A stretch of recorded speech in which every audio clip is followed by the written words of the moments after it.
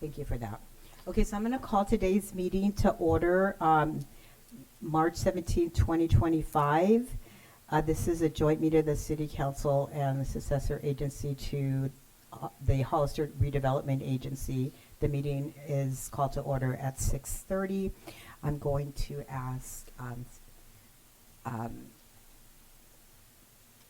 City Clerk for a roll call, please.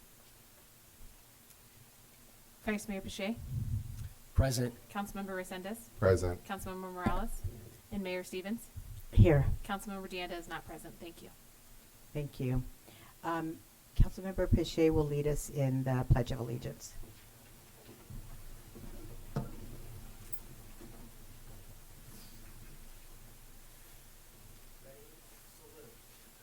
pledge allegiance to the flag of the United States of America and to the republic for which we stand, one nation, under God, indivisible, with liberty and justice for all.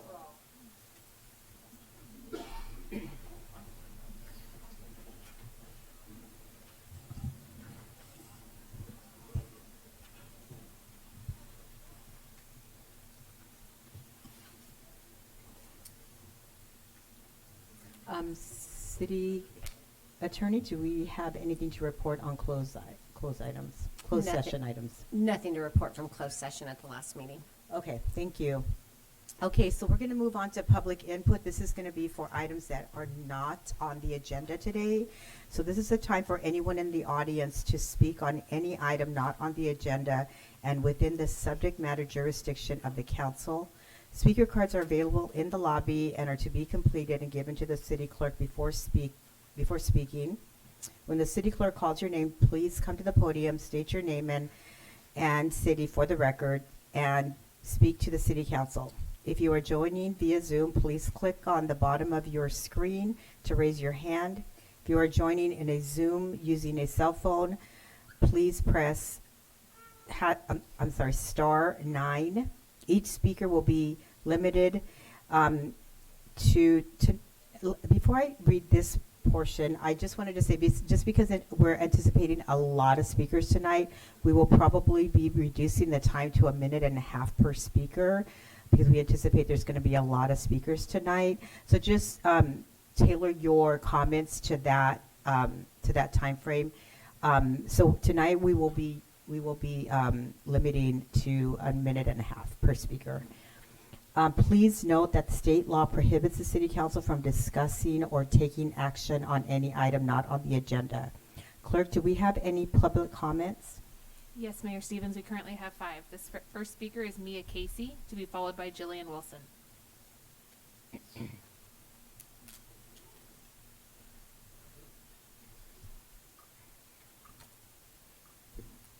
Good evening, Council. At the last council meeting, I saw something I never expected to see, and that was a council that voted to accept a referendum and throw out a general plan that took 5 years and over $1 million of taxpayer money, and which had a lot of input from residents. Your actions disenfranchised Hollister voters. You could have chosen an election which would have given the people a real voice, but instead you ignored it and you suppressed their rights. There was a group of individuals that night, many of whom had pushed Measure A, and their motto was, "Let the voters decide." However, I watched them come up and urge you all to adopt the referendum and don't let the voters have a say. That's hypocrisy at its finest. If you truly support the people, you should have allowed for an election.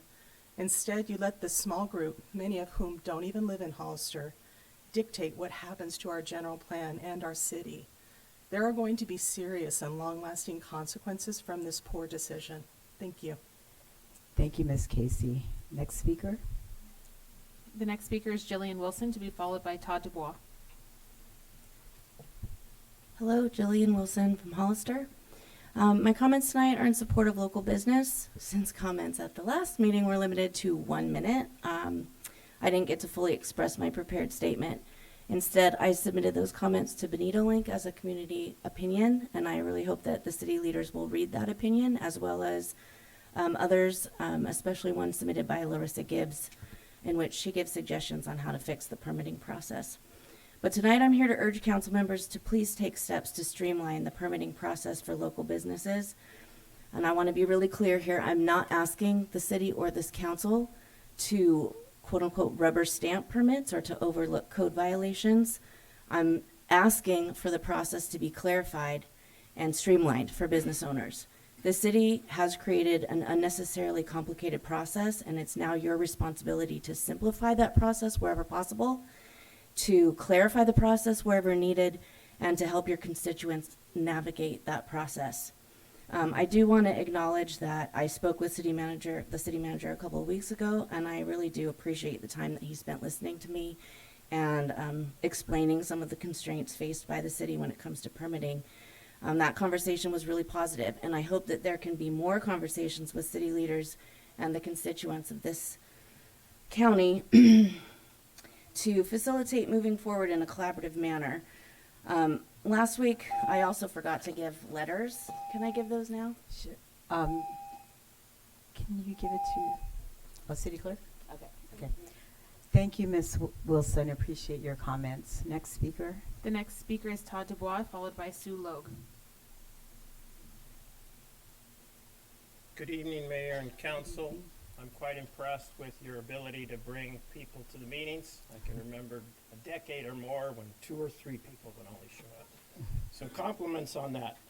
That said, I am going to ask respectfully that the mayor reconsider the closed session item 11.4 from the last meeting. And at a minimum, offer an opportunity for the public to learn about the senior care proposal that I'm trying to bring forward for downtown Hollister. I think the public should weigh in, and we should have multiple town halls, and I'm happy to host and present for those. This is a significant investment potential, and I'm not the developer. I'm just the guy trying to sell his land, and the neighbor next door, the city, is kind of a terrible neighbor.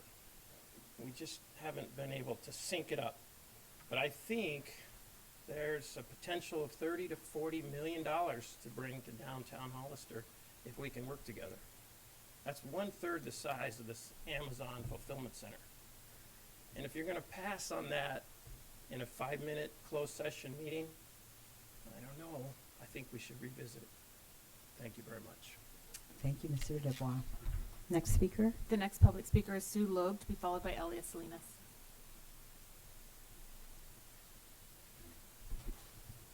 Hi, my name is Susan Logue, Hollister resident.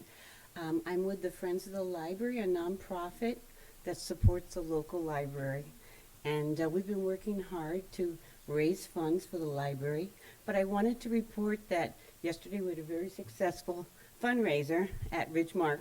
And it was a great show of people. We had about 120 come, and we had like a special sort of tea. And the ladies and gentlemen that came really enjoyed it.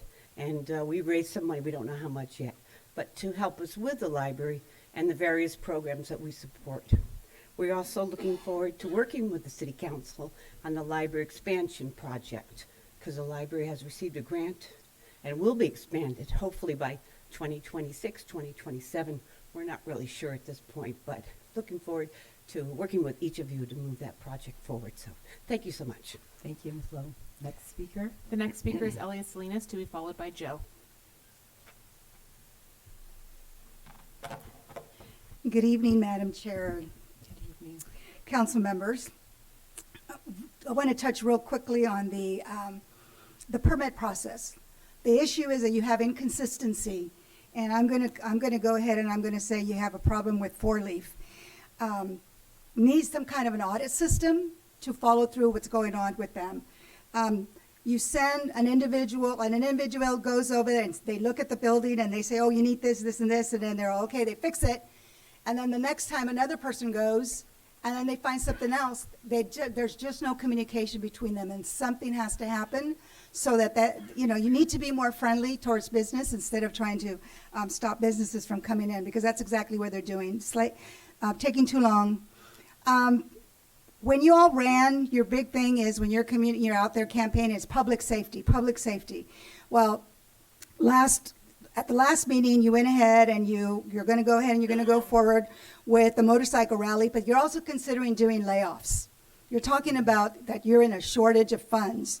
So I would strongly recommend that you put it on a future agenda, a quick one, and actually reconsider and using that special rally fund and put it into the funds so that you can actually do support public safety. Thank you. Thank you, Ms. Salinas. The next speaker, Okay, hold on. Give me a second. Okay, I'm just gonna check with the crowd. So I appreciate your enthusiasm. I really do. And I'm gonna ask that you not applaud at each speaker because we are gonna try to get through the night so that everybody has an opportunity to speak. So I really appreciate your enthusiasm and let's hold off on the applause, please. We just need to keep the chambers moving and the agenda moving. Thank you. Next speaker, the next speaker is Joe, to be followed by Maria Spandry. Joe. Yes, please go ahead. And this is your card for public comment. Thank you. Just want to say, I noticed that that on one of the future items being discussed is the lobbyist ordinance for Hollister. I just want to say thank you, Mr. Resendez, for waiting on that. And I talked to Priscilla things the last meeting about something like that because I wasn't aware that it was already in the process of being done. So I appreciate the support for that, and I know that some folks wanted me over here to speak about the fire contract thing. Speak about that when the item rolls around. So I will speak about it, but I just want to state right now, thanks for working on the lobbyist ordinance, guys. That's pretty awesome. Thank you. Thank you. Next speaker. The next speaker is Maria Spandry. Hi there, my name is Maria Spandry. I'm with American Legion and VFW. Last time we talked about Hovinus, and I believe he was asking for some money, and I know we're short of funds, and I understand that, but with American Legion last Christmas, what we did is we did a blanket drive. And with the blanket drive, we were able to collect 230 blankets. After the blanket drive, we received a card from one of the residents that received one of them. And one of the things that he said is that in the time that we gave him the blanket, it was 2 weeks that he had had no heat. So I'm encouraging you guys to really rethink about Hovinus. And the reason why I'm asking for help is that, again, this is about dignity. This is about checking in on somebody. And it's if family members aren't around, these people with Meals on Wheels go to their houses and pick them up off the ground if they've fallen. This is about respect for our elderly. We're all going to be there. And I'm just hoping and praying that our community takes care of our own.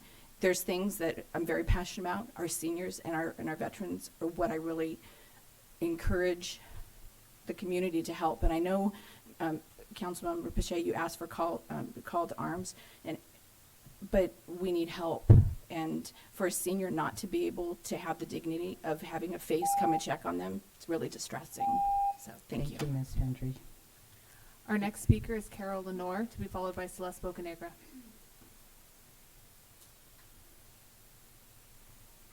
Yes, good evening. I just wanted to talk tonight. Hello, can you hear me? Yes, we can hear you. Okay, I'm sorry. Anyway, first item is laughable. I wanted to express my displeasure at your vote on there, Mayor. I was not really happy about that vote, and I was sorry that you did that to Mr. Bencourt. The second item is the Planning Commission, the general plan that the Planning Commission, previous Planning Commission approved. You could have amended that general plan 4 times. It really isn't necessary to throw the whole plan out if what you're getting at is really just the land use element. The third item is discretionary funds. I wondered if the City Council would consider utilizing some of their discretionary funds for the Venice de Antonio. I think they really could use it, and I can't think of a better use than helping senior citizens because they helped us, and we have to step up. And then the last item, I wondered if staff in Public Works could please look at the street lights on the San Benito Street all the way down there. They're looking pretty sad, and half of them aren't even working on the 800 block. It look shabby. Either fix them or take them off, because that doesn't look good.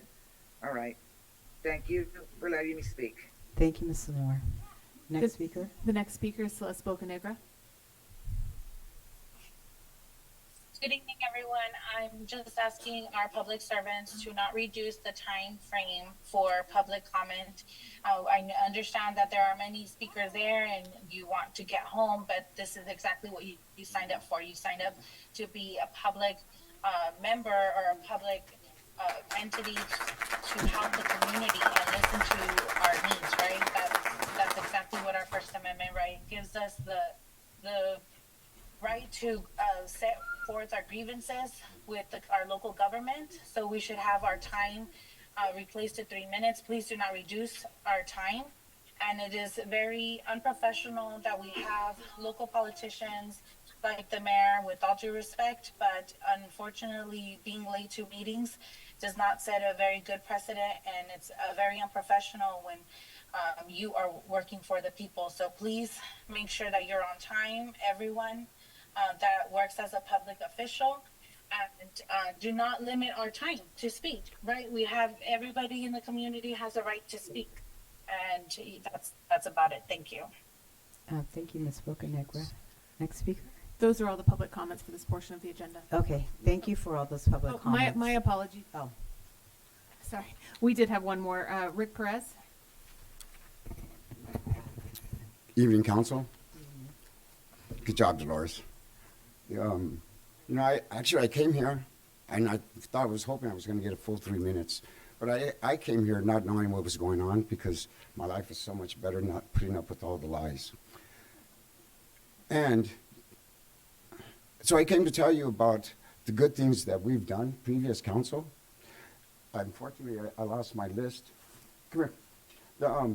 These are some of the benefits that previous council has worked together with Bulldog Boxing, supporting our youth.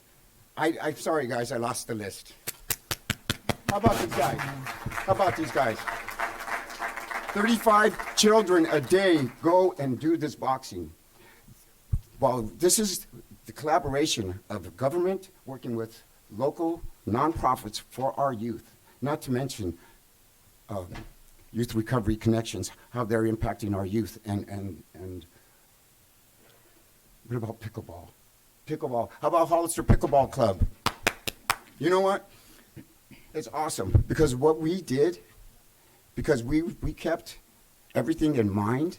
You know, we weren't worried about the county. We wanted them to do what their part was, that we had the right funding. You know what? All of this is ridiculous. It's ridiculous. I came up here to talk about the roads. How about those roads, huh?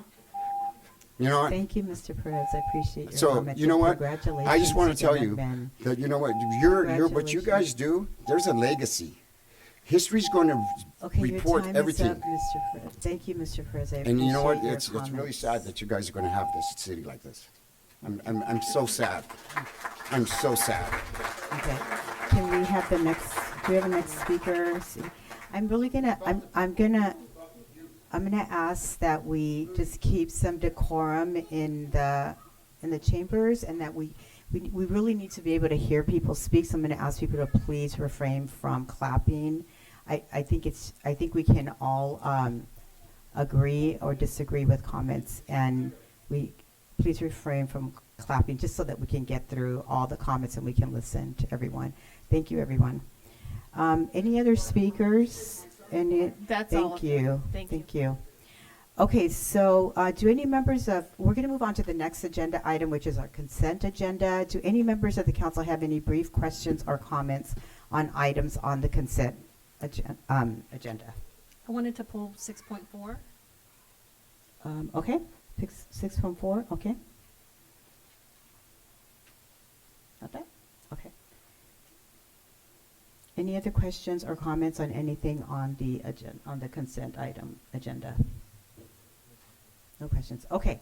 So other than 6.4, the clerk will call, is there any public comments for anything on the consent agenda? There are no public comments for any of the consent agenda items. Okay, so I'm going to move on with a call to any of the council to make I'm a prepared to motion. make a motion, Mayor Stevens. Go ahead. Move to adopt a consent agenda as presented by staff other than item 6.4. Do I have a second? I second. Okay, can we do a roll call vote? Vice Mayor Pache, Aye. Councilmember Resendez, Aye. Councilmember Morales, Yes. and Mayor Stevens. Yes. Motion passes 4-0. Thank you.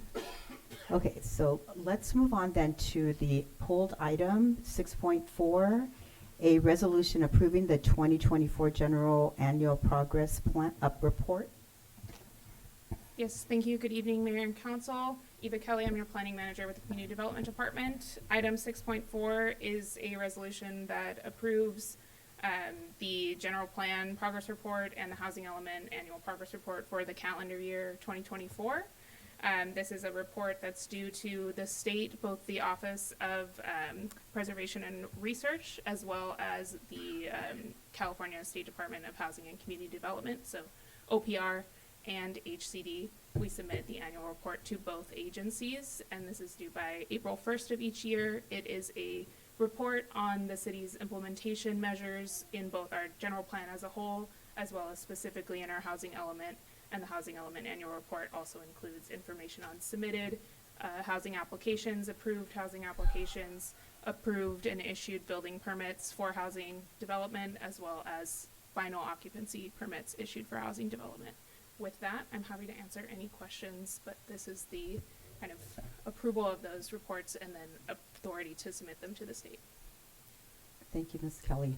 Any questions? Councilmember Morales? Thank you. Thanks for the report. Very lengthy. So given the recent developments by the city council in terms of all the recent developments, how does that get incorporated into the report, and then the impact, and also if you can talk about the status or where are we in terms of our housing elements, and how that gets factored in.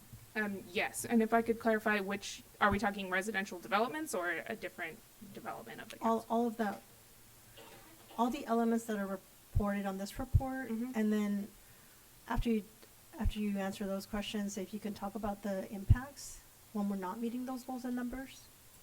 Yes, so for the general plan progress report, generally the city reports on all of the implementation measures. Those are things, as you know, the 2005 general plan was adopted in 2005, so a lot of the things were ongoing policies like updating our zoning ordinance on a regular basis, or things that were completed in the past, things having to do with like the hotel incentive program that we have, those types of things. And the general plan covers, I believe it's 13 different elements, so ranging from land use, circulation, agriculture and open space, and natural resources, community services, etc. And so we have within each chapter, which in each element, a series of policies as well as implementation programs that the city has been working towards over the past 20 years that the general plan's been in place. So a lot of the things that we report on for that are things that are already completed, or they're kind of ongoing policies that cover, whenever the city council's taking an action, every time we consider those things. So they're just ongoing policies. And then specifically to the housing element annual progress report, that is updated on a more frequent cycle. We are reporting currently on our 5th cycle, which is an 8-year cycle from 2015 to 2023. As the council may be aware, we are in the process of updating for the 6th cycle, which is 2024 to 2032. We do not yet have a certified housing element, so we are still reporting on that 5th cycle on those numbers. Let me pull our official numbers here so I tell you the right thing.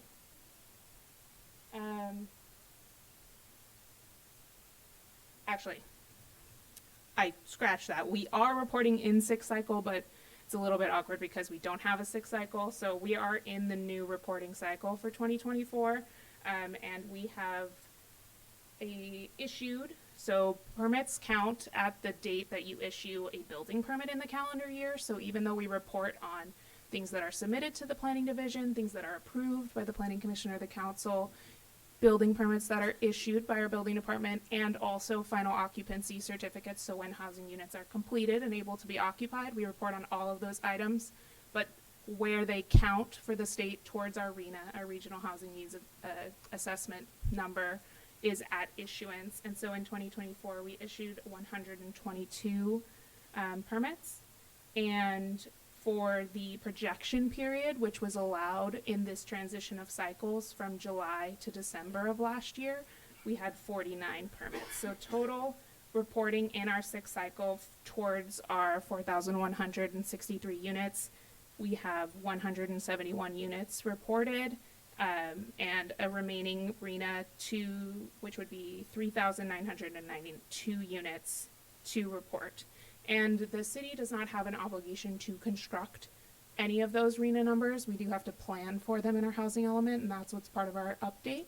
There are consequences from the state for things like not having grant funding and those types of things if you don't have a certified housing element.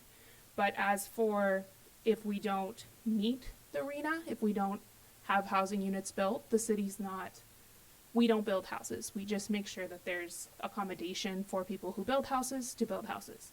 So if we don't meet the RHNA, the only real consequence is that a lot of times, and it's true in the sixth cycle that we're working on as well, you have to look at your past sites where you said or thought that housing would be built, and sometimes the restrictions on housing in the new cycle is lessened on those sites that you previously identified if housing was not built on them. Does that answer your question, Councilmember Morales? Partly. Mhm. So, is there any urgency in getting our general plan kind of done? So because we have to be able to say where things are going to be built, any consequences if we continue to not have that done and our RHNA numbers not met? So there's no urgency in a general plan update not being done. There is urgency in the sixth cycle housing element not being certified. So just specifically the housing element of your general plan. And that is, as I mentioned, the cycle ended in 2023. So we are currently out of compliance. And there are consequences, like I said, such as not being available for state funding, grant funding.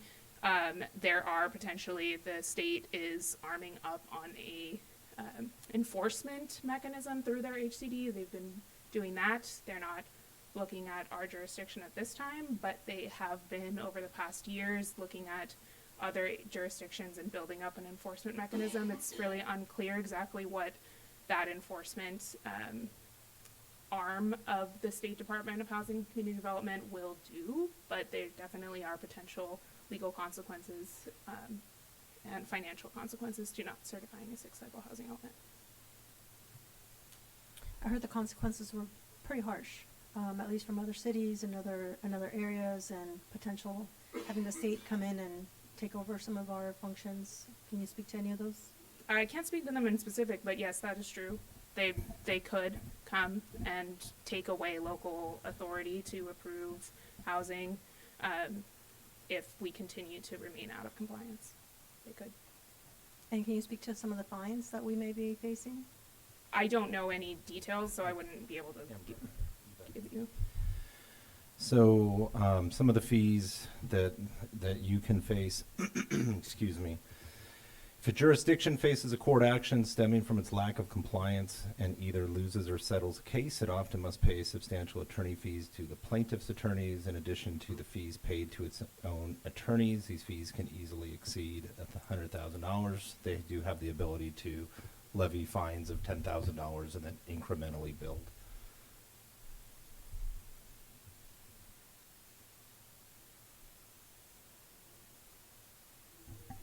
Thank you. Councilmember Resendez. I feel like we strayed a little bit off topic. We're here to give an update for the general plan. So tonight's item is the accepting and giving staff permission to file the annual report. It's an annual report. It's an Okay, annual thank report. You have seen this item every year, usually on consent in March. Okay, So good. with that, Eva, with an approval, Eva would submit it to the state to do before the end of the month. Okay, and just remind me again, all of these fines and all of these other things that were brought up, we're not currently facing anything like that here at the city of Hollister, are we? We have not received any notice of Okay. that, but we are out of compliance Thank you. with our, And we've been out of with our compliance housing since- element Sorry, Mr. Zimmerman, we've been out of compliance since 2023. since December of 2023. And just for the sake of transparency in the public, Councilmember Morales was on the council in 2023, was she not? That is correct. Thank you. Any other questions? So I just have a couple questions, just so the public has a little bit better of an understanding of what we're talking about here. So, Eva, are you saying that we've got a plan for future growth? Every town's gonna grow, right? 25 is gonna be impacted, 156 is gonna be impacted, our road's gonna be impacted, and we've gotta grow, right? But are you saying that we don't actually have to build all 4,200 housing units? That's correct. The city, as a jurisdiction and all jurisdictions in California, the purpose of the housing element and the 8-year cycle of updates that all our jurisdictions are on is to ensure that we have planned, so land use designations, but also policies that are in support of building housing, especially affordable housing, to meet your RENA allocation at each of the affordability levels that's assigned to you by the state. We have no obligation to build them. We have no control over what developers propose, what homeowners propose, when they want to build an ADU, et cetera, et cetera. We just report on what is built, and we do have an obligation to update the state annually on that progress. And one of the things that is in sixth cycle that you'll see in the draft housing element is we are obligated to do a mid-cycle review of our housing element and our progress through these annual progress reports, and potentially re-review our housing element to ensure that we have policies that we are working towards and making actual progress towards our RENA through the cycle. But as far as building the houses, no. We do have to make sure that if they come, they can come. That is the purpose. Okay, so it sounds like to me, correct me if I'm wrong, that we need to plan effectively to have areas outlined, sites identified where development can occur, but we're not building the houses. Okay, I just needed to make sure that was understood. When it comes to these RENA numbers, does previous completed growth, like the growth that we've experienced in the last few years, does that growth that's already been completed, right, that we're experiencing on our roadways now, our infrastructure's impacted, does that growth play into the RENA numbers that we're being asked to achieve, or at least plan for now? Not really. So the previous growth was reported, and again, we do this report every year. So previous growth was reporting in the fifth cycle, so we were contributing towards our fifth cycle. Our fifth cycle number was 1,308 total. I don't have the exact split of the affordability, but we did meet and exceed our market rate housing in the fifth cycle. We did not meet or exceed any of our low income, so our moderate income, low income, or very low income categories in the fifth cycle. Now we're in the sixth cycle, so we're reporting on that 4,163 number, and we will be for the next 7 years. Those are new numbers. The state doesn't really take into consideration your fifth cycle. They do a report for the cycle for the whole state, and then they sub-allocate to regions, and then the regions disperse, but they don't, the state doesn't really take into the fifth cycle. They say the fifth cycle was this 8 years, and now they utilize in their figuring out of the number that they ultimately came down to, and this is where we ultimately got our 4,000 number. They look at what was previously built in the fifth cycle. Was it successful? Was it not?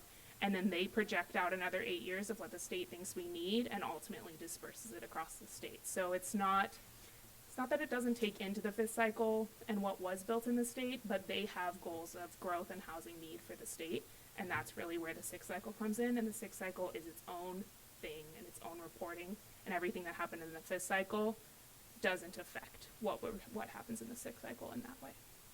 Okay. Well, thank you for that. I'm good. Thank you so much. Councilmember Sendes? Thank you. Can we just double check that?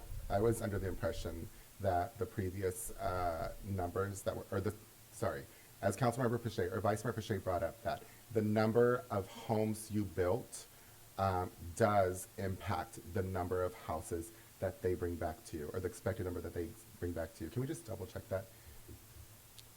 And we don't have to do it right now, I'm just saying.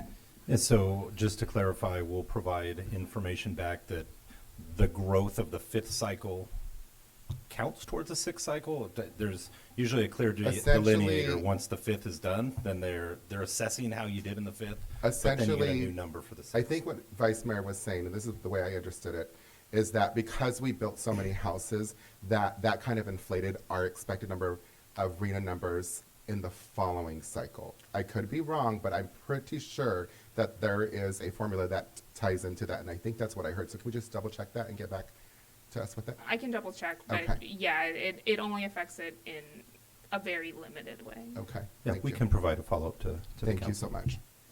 Can I ask one last question?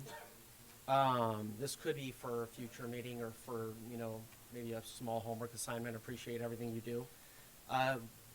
Just if you know it offhand, do we have any idea what percentage of the units that we've already built were actually for low income and moderate income families and earners?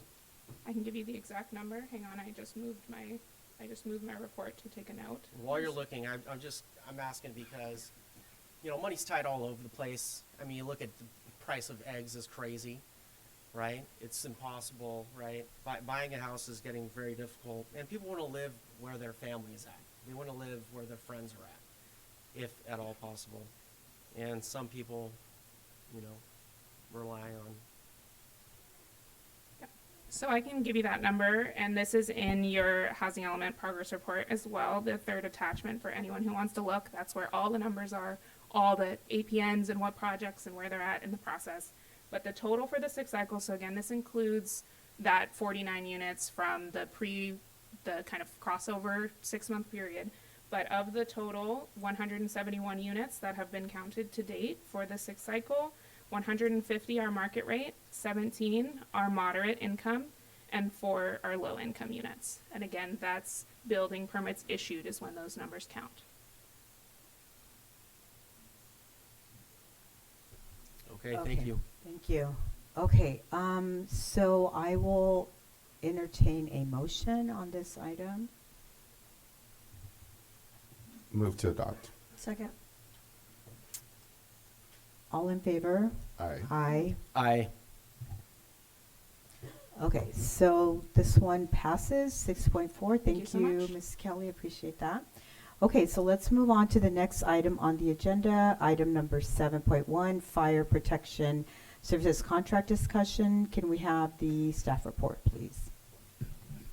Thank you, Mayor. So the item before you tonight is to hear the terms, the proposed contract amendment terms for the County of San Benito and the City of San Juan Bautista that are being proposed by the Fire Protection Services and Negotiations Ad Hoc Committee. And so I'll give an overview of the timeline, an overview of the terms, the recommended action, and turn it back over to the council for discussion. I do have Fire Chief Goulding in the audience, as well as we have the interim city manager from San Juan Bautista on Zoom, as well as the interim CAO from the County of San Benito, Henny Ring, also available on Zoom if you have any questions of them. Since 2013, the City of Hollister has provided fire protection services via contracts to both the county and San Juan Bautista. And since the inception of those contracts, they've been renegotiated twice. And the last one being in 2019, which is the current contract we're under now. At the request of council, staff provided a presentation regarding these contracts on May 6th of 2024. On June 4th, the City Council expressed the intent to issue a notice of termination regarding the fire services contracts with the intent and request and a notice to renegotiate those contracts.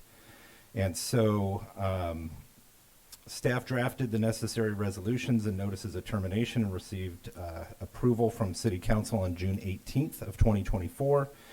They were noticed on, those letters were sent out on June 20th, and essentially through that process would have adjusted the termination dates of those contracts from December 31st of 2025 to March 17th of 2025. The documents formally inform the respective agencies of the city's intention to terminate this fire services contract. However, the notices also indicated that the city was willing to work with the agencies in lieu of termination. City staff then worked with the staff from both agencies to start the renegotiation of the terms of the contracts. On January 7th of 2025, the City Council created an ad hoc committee to negotiate the fire protection contracts and appointed Mayor Stevens and Councilmember Resendez to serve on this committee. On January 21st of 2025, the City Council directed the City Manager to rescind both the 270-day termination notices for both the county and San Juan. So by rescinding those notices, those contracts are now set to expire on their original expiration date of December 31st of 2025. Since the current contracts have provisions to extend an additional calendar year if the contracts are not terminated per the contract terms, the City Council will need to agree to an amendment or to issue a new 270-day notice prior to April 5th to prevent the contracts from automatically extending for one additional year. Concurrently to the negotiations, the three jurisdictions have partnered to conduct a fire district feasibility study, with San Juan Bautista serving as the lead agency. San Juan issued a request for proposal for the study and recently awarded a contract to Baker Tilly. The first meeting of just at the staff level to talk about the contract was scheduled and did occur on March 14th, on Friday. The project will be overseen by the Fire Protection Advisory Committee, which is comprised of 2 elected officials from each of the 3 jurisdictions. Since the formation of the ad hoc committee, negotiations have actively been underway. As a result of these negotiations, the ad hoc committee has finalized a set of proposed terms for both the County of San Benito and the City of San Juan Bautista for contract amendments, and these are included as attachments in this packet, along with the current contracts for your review. So tonight I will go over the proposed terms, receive feedback, and if approved, we'll work with the county and San Juan Bautista to agendize these contract agreements for review and vote. It is my understanding that San Juan will be hearing the item and the county will also be hearing the items tomorrow at their meetings. When the amendments, if and when the amendments are approved by both agencies, then the city manager, myself, will return to the city council to consider the approval of these amendments. Being that our next regularly scheduled meeting is April 7th, that would require a special meeting to come back because, as I mentioned earlier, April 5th would be the date that you would need to make a decision either way. Otherwise, those contracts would roll over. With that, I will start with the proposed terms for the county agreement. So the amendments, the way the amendments are built, the contract holds true unless a section is changed in the amendment. So under the payment schedule, the way the original contracts were negotiated, they were on a calendar year. The January, basically 2024 would be this dollar amount. The parties agreed to move this to a fiscal year. For the contract amount for the county, that would be a new rate increasing by $1.1 million to a new rate of $3,376,329. And then beginning in the next fiscal year, an annual escalator of 3% would be applied to the previous year's rate. So these contracts start, that's a July 1 of 2024. So in theory, if approved, when we do our third quarter billing, we would true up for the delta across those 3 quarters, and then the fourth quarter bill would be at the new rate moving forward.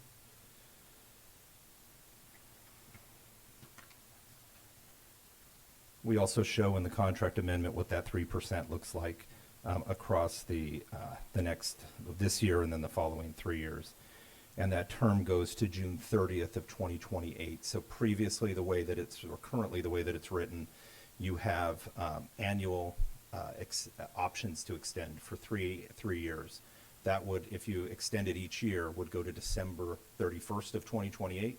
This goes to fiscal year end, which is June 30th, and is a 3-year, 3-year in the rest of this fiscal year deal.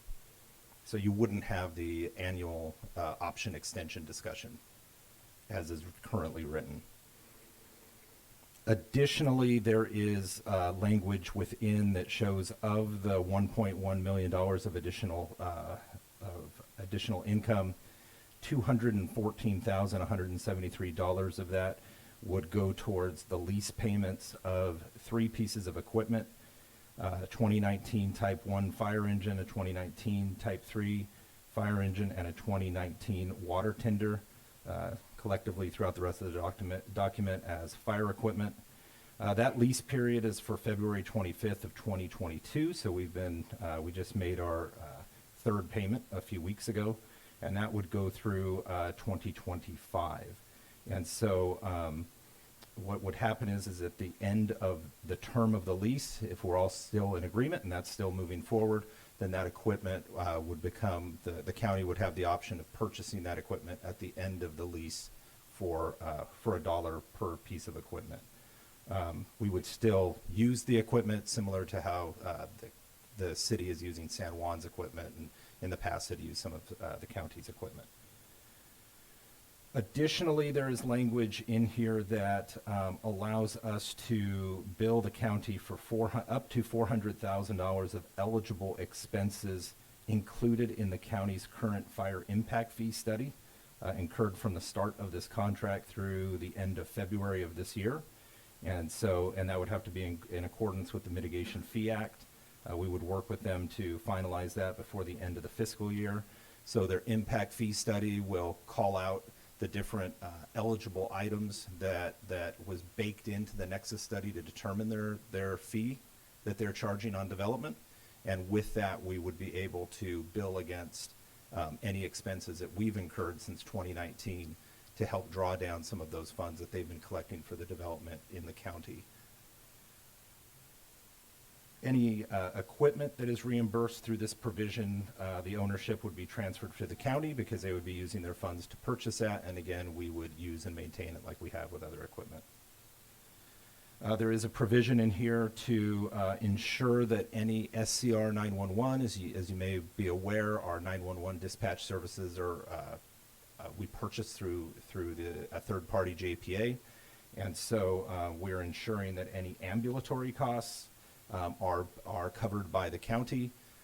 We have been working with SCR 911 to ensure that any of the ambulatory costs, which is a county responsibility, are not being billed to the city. If any of those costs have been billed, then the county would agree to reimburse them, and we're working with SCR 911 actively on that as we speak. Additionally, we would agree to collaborate with SCR 911 to develop and implement protocols that efficiently prioritize emergency service calls within the county. And these protocols shall aim to reduce unnecessary public service calls, false alarms, and long-distance resource dispatches. The parties acknowledge that service levels within the unincorporated areas of within incorporated areas, of Hollister and San Juan Bautista would exceed those provided to the unincorporated areas of San Benito County. And so we would work with the county, and that would be staff-led to review the 911 protocols, which are in place. It's just an additional review. That is already in place. And then the contractor, being us, would bill the county quarterly for our based on our current fee schedule for time worked related to development review and inspection. So as projects come into the county for review, subdivisions, those types of things, just like our team reviews our projects here for the city, because we provide the fire services for the county, we also do that as a service to the county. As part of the existing contract, what we would be allowed to do is to bill based on our current fee schedule. As you may remember, a few meetings ago, you did adopt a new fee schedule, so it would be based on that, and then whatever the fee is at the time of the inspection. And so that would be some additional revenue. As I mentioned before, the contract would terminate on June 30th of 2028. There is language about proposed staffing, so I will read it verbatim. The county designated engine at Station 3 shall provide no less than a 2-person response to all incidents. Currently, it is in the contract that we would provide no less than a 2-person response. Staffing levels within the city of Hollister and/or any other applicable jurisdiction, unless otherwise contracted, shall be determined in the sole discretion of the contractor. So that is not contractually obligating another jurisdiction within the contract of another jurisdiction. So the way the current contracts are written, you have language about how San Juan will be staffed in the counties, and then how the counties will be staffed in San Juan's. And for the sake of San Juan's, it's actually written as two in the county's agreement that there will be two, no less than two, and then in San Juan Bautista, and then in San Juan Bautista's agreement, it states that there will be no less than three, and I'll address that when we get to the San Juan one. So essentially, that's taking that out of the contract and putting that at the discretion of the contractor, which is us. In the city's sole discretion, we will have the ability it says may implement a brownout of Station 3. For purposes of the agreement, a brownout means the temporary closure, reduction in operational status of a fire station, where a contractor may reassign personnel from Station 3 to other stations to maintain appropriate staffing levels throughout the service area. Or the contractor may decide not to staff Station 3 for a period of time due to personnel shortages, equipment maintenance, budgetary constraints, and or other operational needs. During a brownout period, emergency response to the affected areas will be provided by the next closest available resource. And there is language that states that the implementation of a brownout would not reduce compensation nor act as a breach of agreement. There's additional language that during a brownout, that the standard response time goals established in the agreement would be suspended. And then the termination provisions are updated to state that the contractor would have the right to terminate the agreement if the county fails to make any payment required under the agreement within 60 days after the payment is due. And then prior to such termination, we would provide a 30-day cure period, essentially. And then if that did not work out, then there would be a written termination for within 90 days as from that 30-day cure period. That is the totality of the county's proposed terms. And then I could, if you want to have a discussion there, or if you'd like to go into the San Juan one, I would leave that up to you, Madam Mayor. Okay, let's have some questions and discussion, then we can go on to the San Juan. Thank you, Councilmember Mayor Stevens. I Sanders. just have one question. You said in the city, it's not defined, the number is not defined, but it's defined in San Juan Bautista. Can you explain that a little bit more to me? So where the clarification is in the current contracts for the county. If you look at the county's contract, it'll say that we will provide no less than two at Station 3 and no less than two in San Juan Bautista. So we are saying in our contract with the county how we will staff another party's station, right? Another jurisdiction. And then in the original contracts for San Juan, it states that we will provide no less than two in the county, but no less than three in San Juan. I wasn't here, but maybe I would make an assumption, which I hate to do, that when those got changed in 2019, probably the language that carried forward in the counties didn't get updated to state 3 for San Juan when San Juan's got changed. So what this does is just states the minimum staffing levels of the county in the counties. And then on the San Juan side, it states the minimum staffing levels of San Juan's in the San Juan side.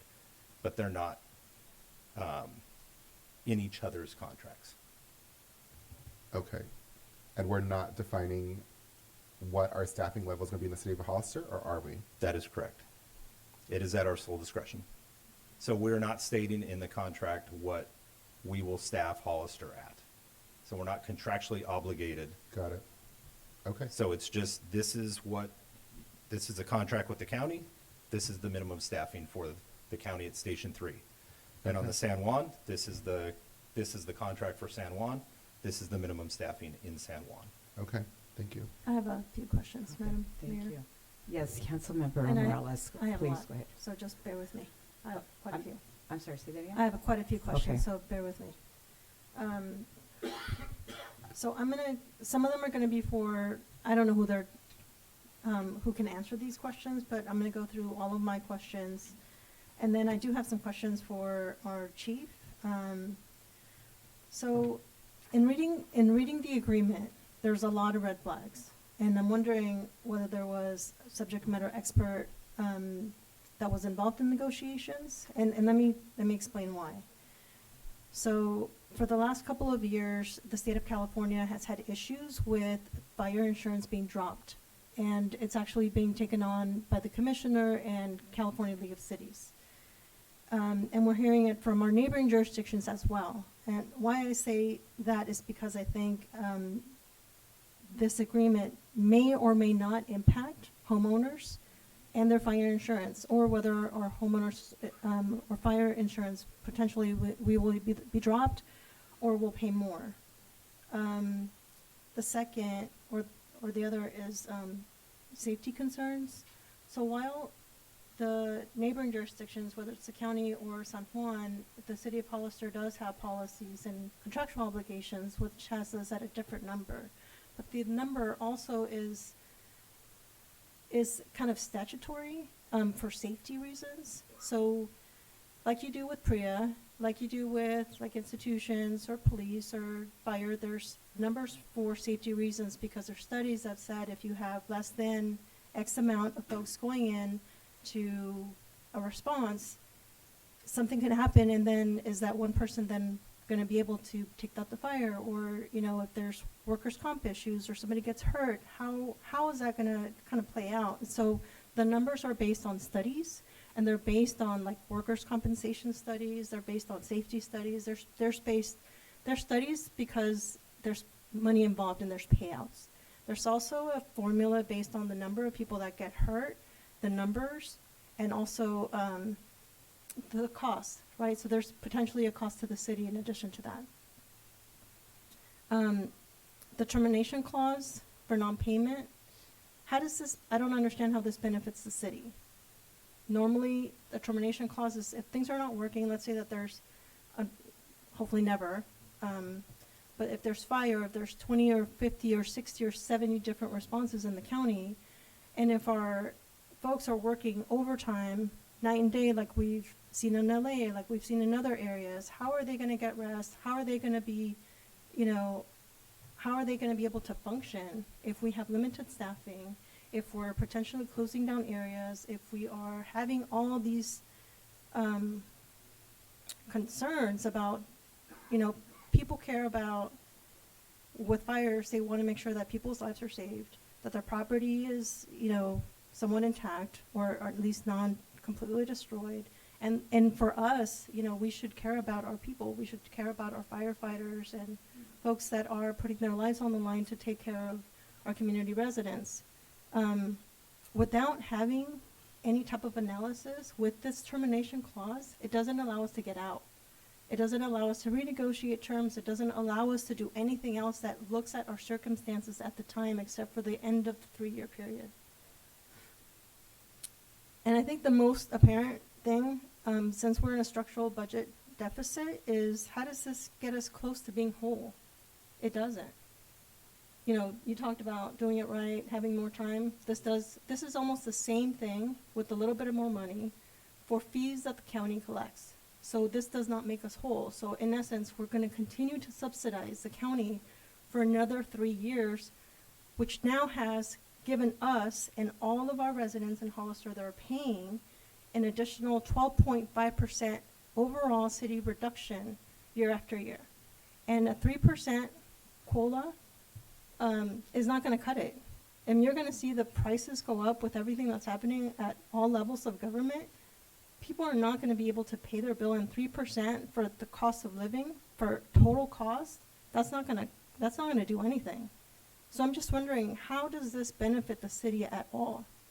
How does this benefit our residents? How does this benefit our employees? How does this benefit our pocketbook? We're going to continue to pay out the county.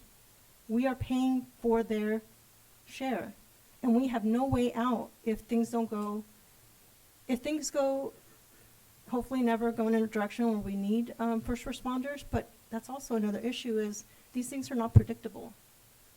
These are things that are not within our control. So you have unpredictability factors, and we have no way of addressing it with the county. you don't have the right language to be able to get out of anything, increase or decrease, whatever. But there, so those are some initial questions. I think after that, I'd like to ask, our chief about some of the safety concerns that I have.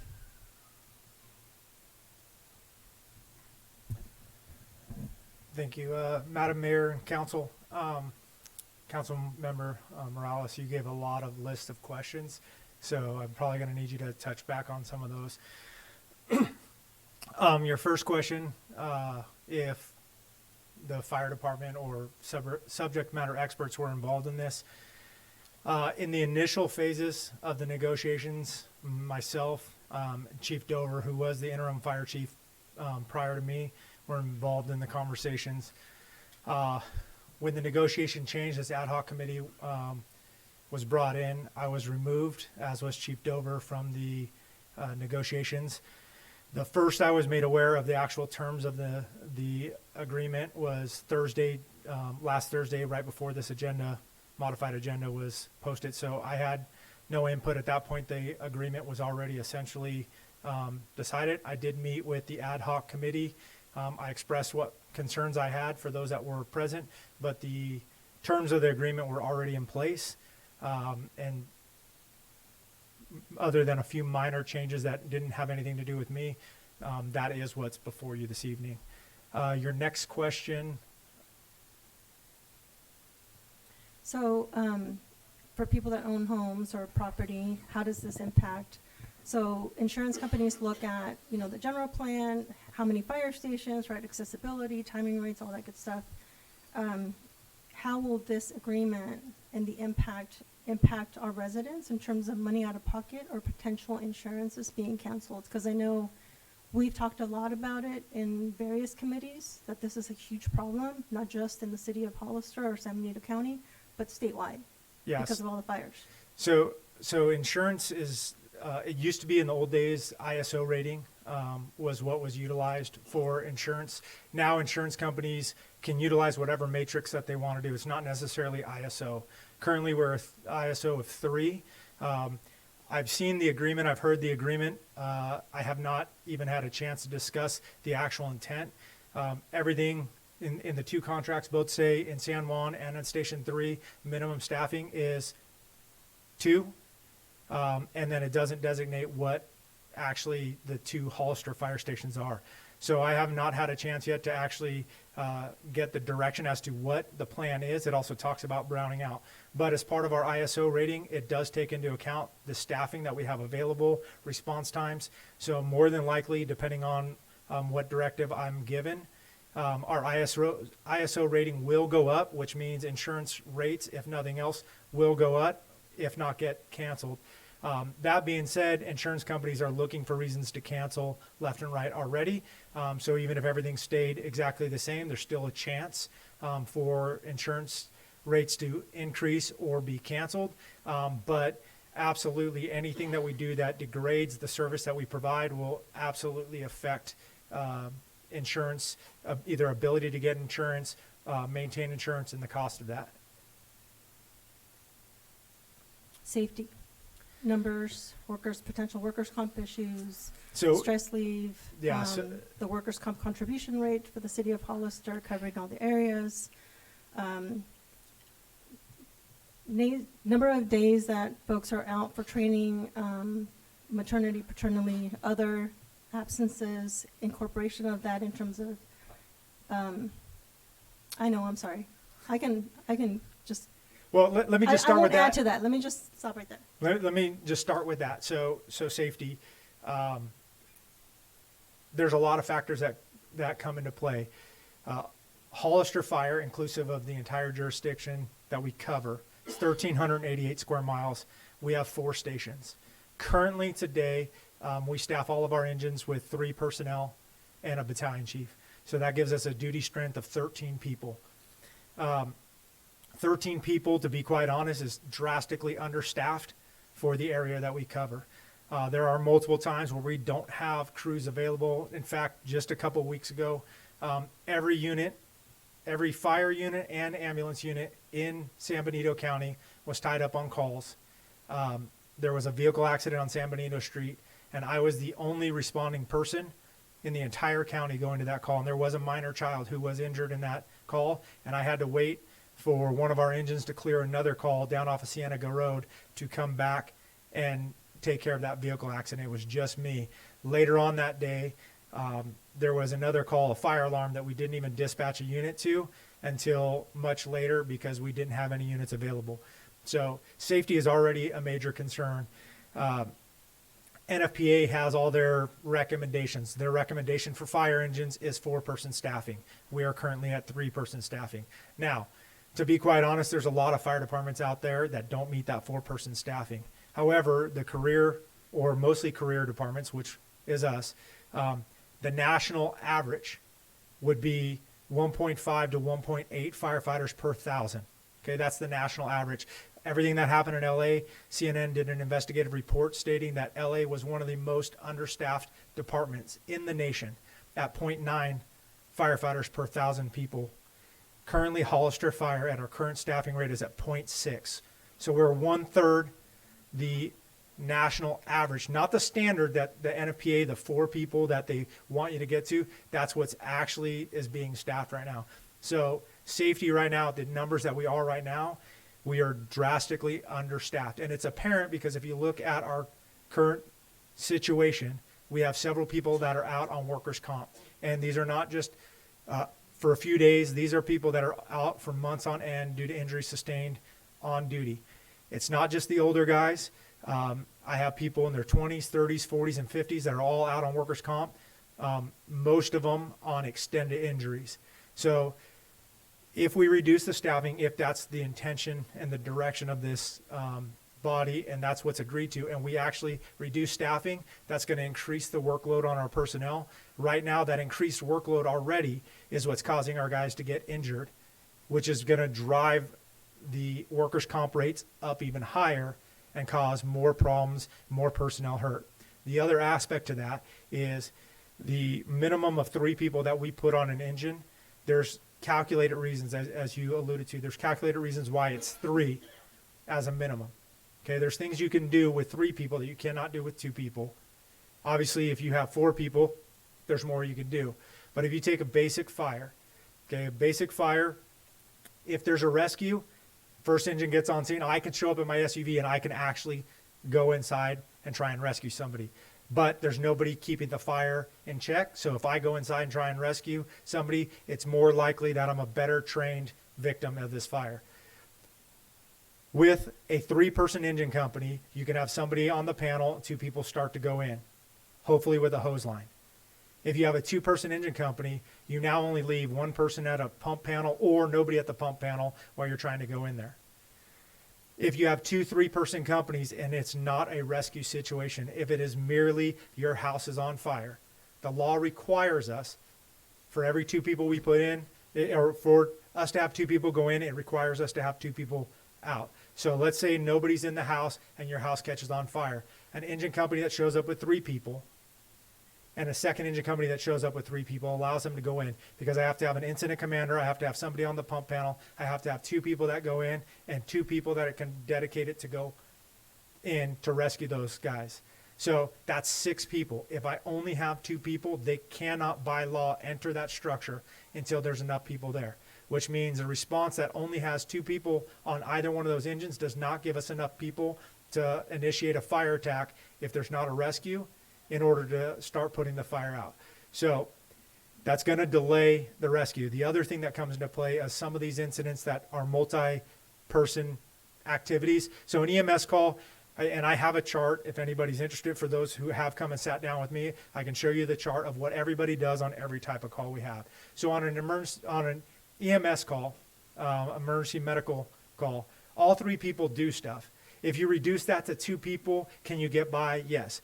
But just about every other call, vehicle accident, structure fire, wildland fire, those people and then more are used. So even on a minor vehicle accident, 2 people is not going to be sufficient. So a call where an engine would start to respond and they would show up and ordinarily cancel the rest of the response, they're going to require another engine to respond. So that's going to tie up 2 of our 4 engines, or if it's browned out, 2 of our 3 engines, as opposed to one engine being able to handle the call. So,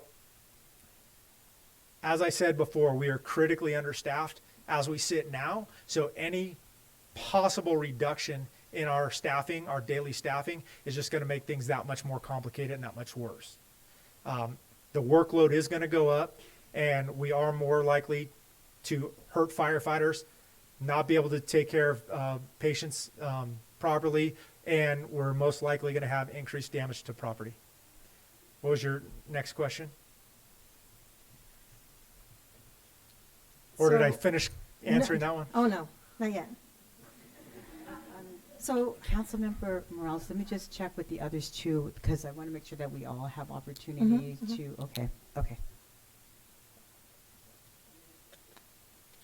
I'll go to the large one, because I think the termination clause was pretty self-explanatory, right?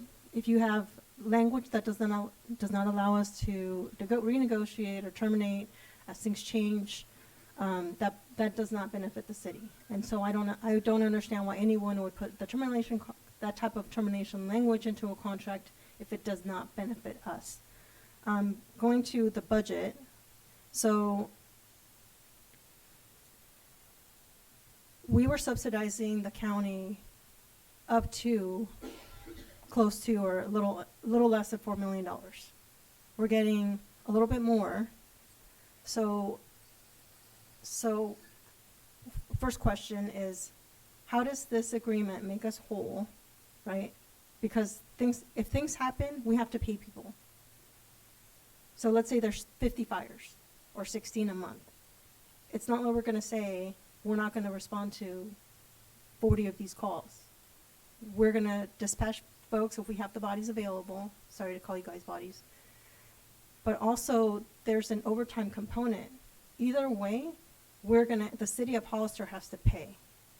And if we're getting a little bit more money than what we had, and we're now going to reduce the staffing, where's that money going? So is it just going to pay for the personnel costs, for their overtime budget? And why wouldn't we make ourselves whole? Why would we choose to continue to subsidize, right? Regardless of the again, it goes back to the predictability. These are not predictable incidents. Fires, accidents. I mean, we have an idea of how many people get into car accidents, but we don't know if we're going to have one fire or 50 fires. We don't know. We have to be able to respond. So how is that going to be addressed? How are you going to deal with that? So I can't, and I can defer to either the city manager or somebody else about the financial component, but essentially where we are right now, we rely very heavily on our auto aid and mutual aid agreements. And quite honestly, if we reduce staffing from 3 to 2, that could affect our auto aid agreements. And some of our auto aid agreements, not by our own doing, but some of those are already strained. So if we're not able to offer reciprocal aid, that may affect the number of units that we have that are willing to come and help us. And there may be points in time, just like a couple of weeks ago, where we don't have any units to respond to emergencies. Okay, thank you. I want to make this point very clear, is in San Jose, the police workforce was reduced significantly, like by 50 or 60%, where they were not responding to anything unless you were pretty much, like you had somebody with a gun or somebody like serious violent crime, they were just not responding. Are we getting ourselves into a situation where we're just not, people are going to know, if you have a fire, don't respond, or if you're in an accident, it's going to be a 10, 20-minute wait period, or not at all, because we just don't have the level of staffing to be able to dispatch anybody to those phone calls. And I think these are the public safety issues that I'm very concerned about. Money is money, yes, but we're talking about people's lives here. We're talking about their property, which is secondary, but we're also talking about our staff in terms of they're going to get hurt. It's just a matter of time if we enter into this agreement the way that it's written right now. It's a matter of time, and that is a choice that this council is making. Is the people in front of you here, somebody's going to get hurt, and it will be because of this agreement. Or the people in the community, your neighbors, they will get seriously hurt injured or die because of the choice that you're going to make here today. And you really have to think about that. Okay, thank you. Thank you. So, I do wanna address budget, right? Because as much, we have, we're always talking about the priority being safety, and our budget overwhelmingly prioritizes safety. About almost 70% of our budget goes to public safety, including the police and the fire gets a significantly higher amount of the budget. But I want to check with our city manager. What does one full-time, what's like an average annual cost to have one firefighter cover, and it only if, and don't include overtime, because obviously overtime is always a part of this, but what does it cost to have, like, it's just an average, what it will cost to have a firefighter, a captain, a battalion chief position? What is that, what's the average cost of that? If you give me a moment, I can pull that up for you. Okay. And then part of like kind of a follow-up. The issue here, obviously, we always prioritize safety, and we also have to pay for it. We have to pay for it. So that's the rub. So that's why I want to make sure that we can talk about what these staffing costs include, because I appreciate all that you shared with us, Chief. I really appreciate that, and I do understand some of the concerns, and we're going to still have to talk about a transition towards maybe a new staffing model. This also includes what's going to happen with the Baker-Tilly feasibility study will help us to better understand some other models, because the fire services costs are very expensive. So let me just check, City Manager, do you have the average cost? Give me just 2 seconds. I'm pulling it up based on actual, and I'm removing the overtime as you had requested. Thank you, Mayor. While our city manager's doing that, can you tell us why we're choosing to continue to subsidize the county? Yeah, let's get to this.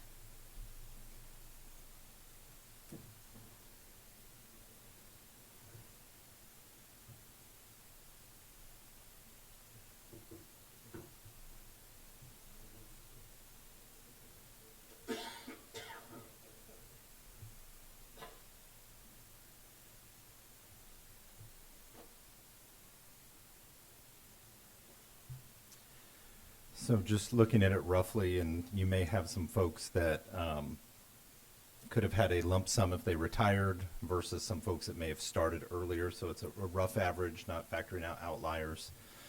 Fully loaded for a firefighter for the 2024 compensation, $142,000, for an engineer, $189,000, and for a fire captain, $236,000. So that's the cost of any vacation leave payouts, those types of things. There is the ability to do cash outs, any other differentials, those types of things, as well as benefits and retirement and medical benefits as well. Okay, But again, I mean, I would have to go through and pull out, like if someone worked 3 months and retired, then they're only going to have 3 months of salary, but they could have a payout. That would be included in the average. So. And can you also just talk about what are some of the budgetary concerns related to adding additional firefighter positions to I guess, and when you asked about the making it whole, I mean, that's a kind of just a general question. But I just want to make the point that the issue here is not about prioritizing safety. The issue is simply that we have a very tight budget, and the other jurisdictions do as well. And I think that we can check with them about their budgets, but that is the rub. The rub is that the service is very expensive. We have a very difficult budget year, and this is the area of our budget that we that we prioritize the most, and it takes up a higher percentage by far than other departments. And so it is a difficult thing to talk about because there's safety concerns, and we have a very limited budget. So anyway, I just wanted to check with you about budgetary concerns that you are aware of from the other jurisdictions that are involved in this. So for the city, a few meetings ago, we did have a budget presentation where we were given direction to come back at budget with a reduction of 10% expenses with, and also a revenue reduction of 2.5%.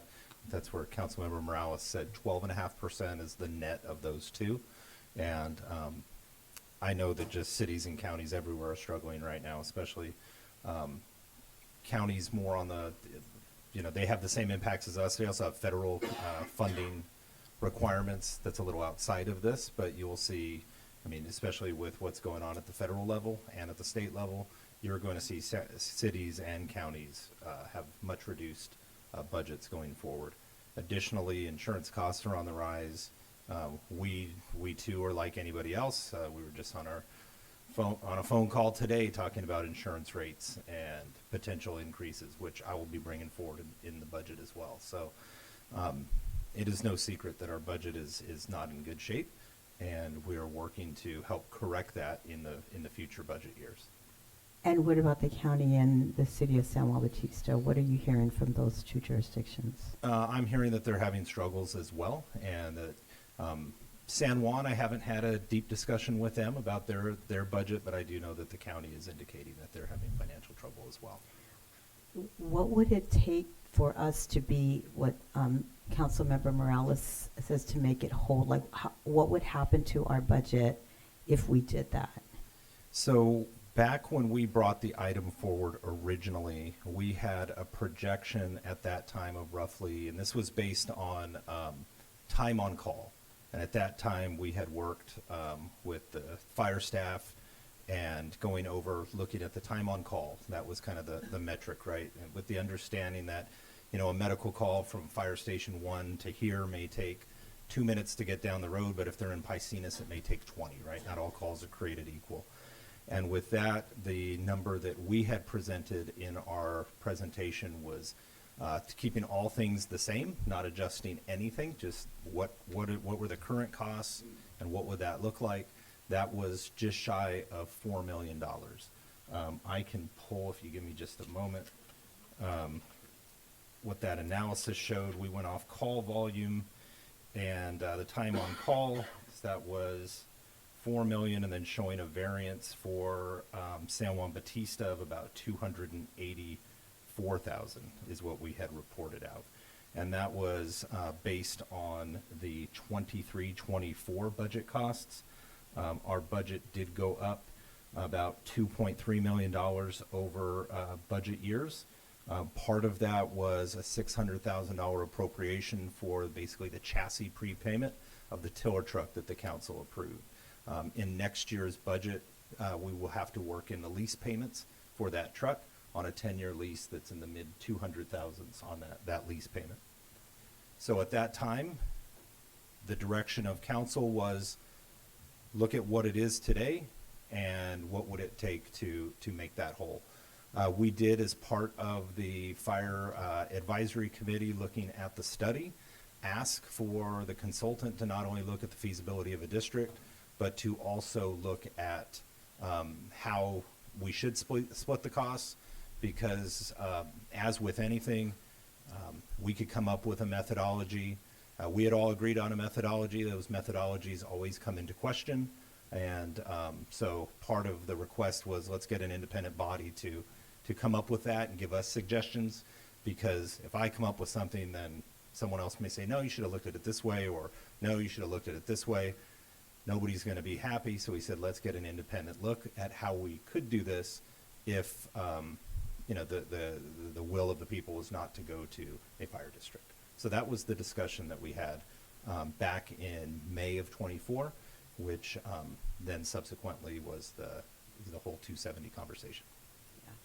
So based on our discussion, that is the dilemma, is that we have we have needs, we have some expectations to meet, and we do not have sufficient amount of money.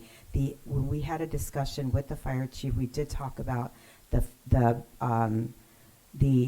Baker Tilly feasibility study that's coming up, and that will advise us on the district. And he thought it is worth spending time examining this idea of a fire district, because we all agreed that moving forward in this fashion, because this is the first time that I'm dealing with this as a new mayor. However, this has been a problem for years and years and years, and it is no longer sustainable. So moving forward, we hope to have a better way to address fire services. The district model could help. What that means is that it removes these kinds of decisions from a city council or board of supervisors, and instead puts it in the fire district, which allows the voters to decide if they don't have sufficient fire service and they don't have sufficient budgets, they can make decisions about how to raise money to increase their budgets. But that's something that we need to consider moving forward. So this is where we're at now, and so then we can move forward with having further discussions about other models for providing fire services, because this has been an ongoing issue for many, many, many years, and so we need to move forward and beyond this model. So Councilmember Resendez, go ahead. Thank you, Mayor Stevens. So thank you for that. I appreciate everybody's input. This is a good discussion, and I'm hearing different layers of this. So I'm hearing on one side we've got budgetary concerns and we want to keep people employed. So we're looking at other ways of keeping people employed and continue to provide fire services throughout the entire county. On the other end, which the other council decided to do, was to issue a 270. If we were to issue the 270, follow through the 270, would firefighters have been potentially laid off? So if you had issued the 270 notice, it actually, I believe, would have ended today. If I remember correctly, it was March 17th.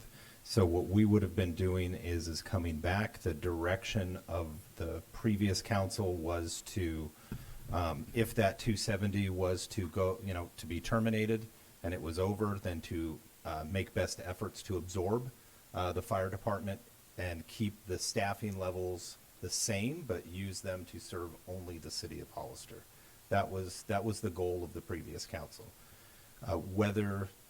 To afford that, then what we would have had to do is come back and find the difference of the revenue that we would be losing from the county and from San Juan Bautista. So if I were bringing that back and the intent was to keep everybody employed, but the city of Hollister just has a bigger fire department and San Juan and the county are doing their own thing, then I would be looking to balance a roughly $2.6 million revenue shortfall. Okay. Were the firefighters in support of the 270? No, I don't believe they were. Okay. So they weren't in favor of the 270.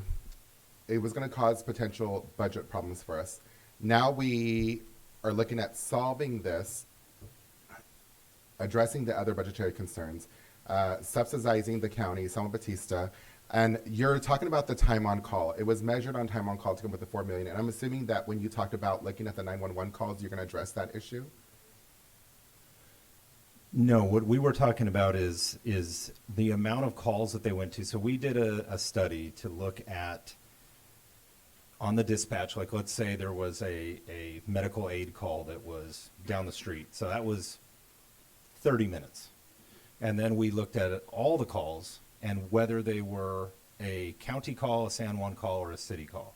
And then basically just took all the time and prorated it out. Think like a pie chart of all the time. And was it to a city call, a county call, or a San Juan call? We then took that percentage and applied it to our budget and said this is what the split would be if all things considered equal were nothing changed. Like this is the cost, this is the budget, this is how you would split it. And then looked at what we were receiving in revenue, and that delta is that $4 million that I spoke about, and the 284,000. Okay. So we're trying to keep everybody employed. We are getting more money from the county.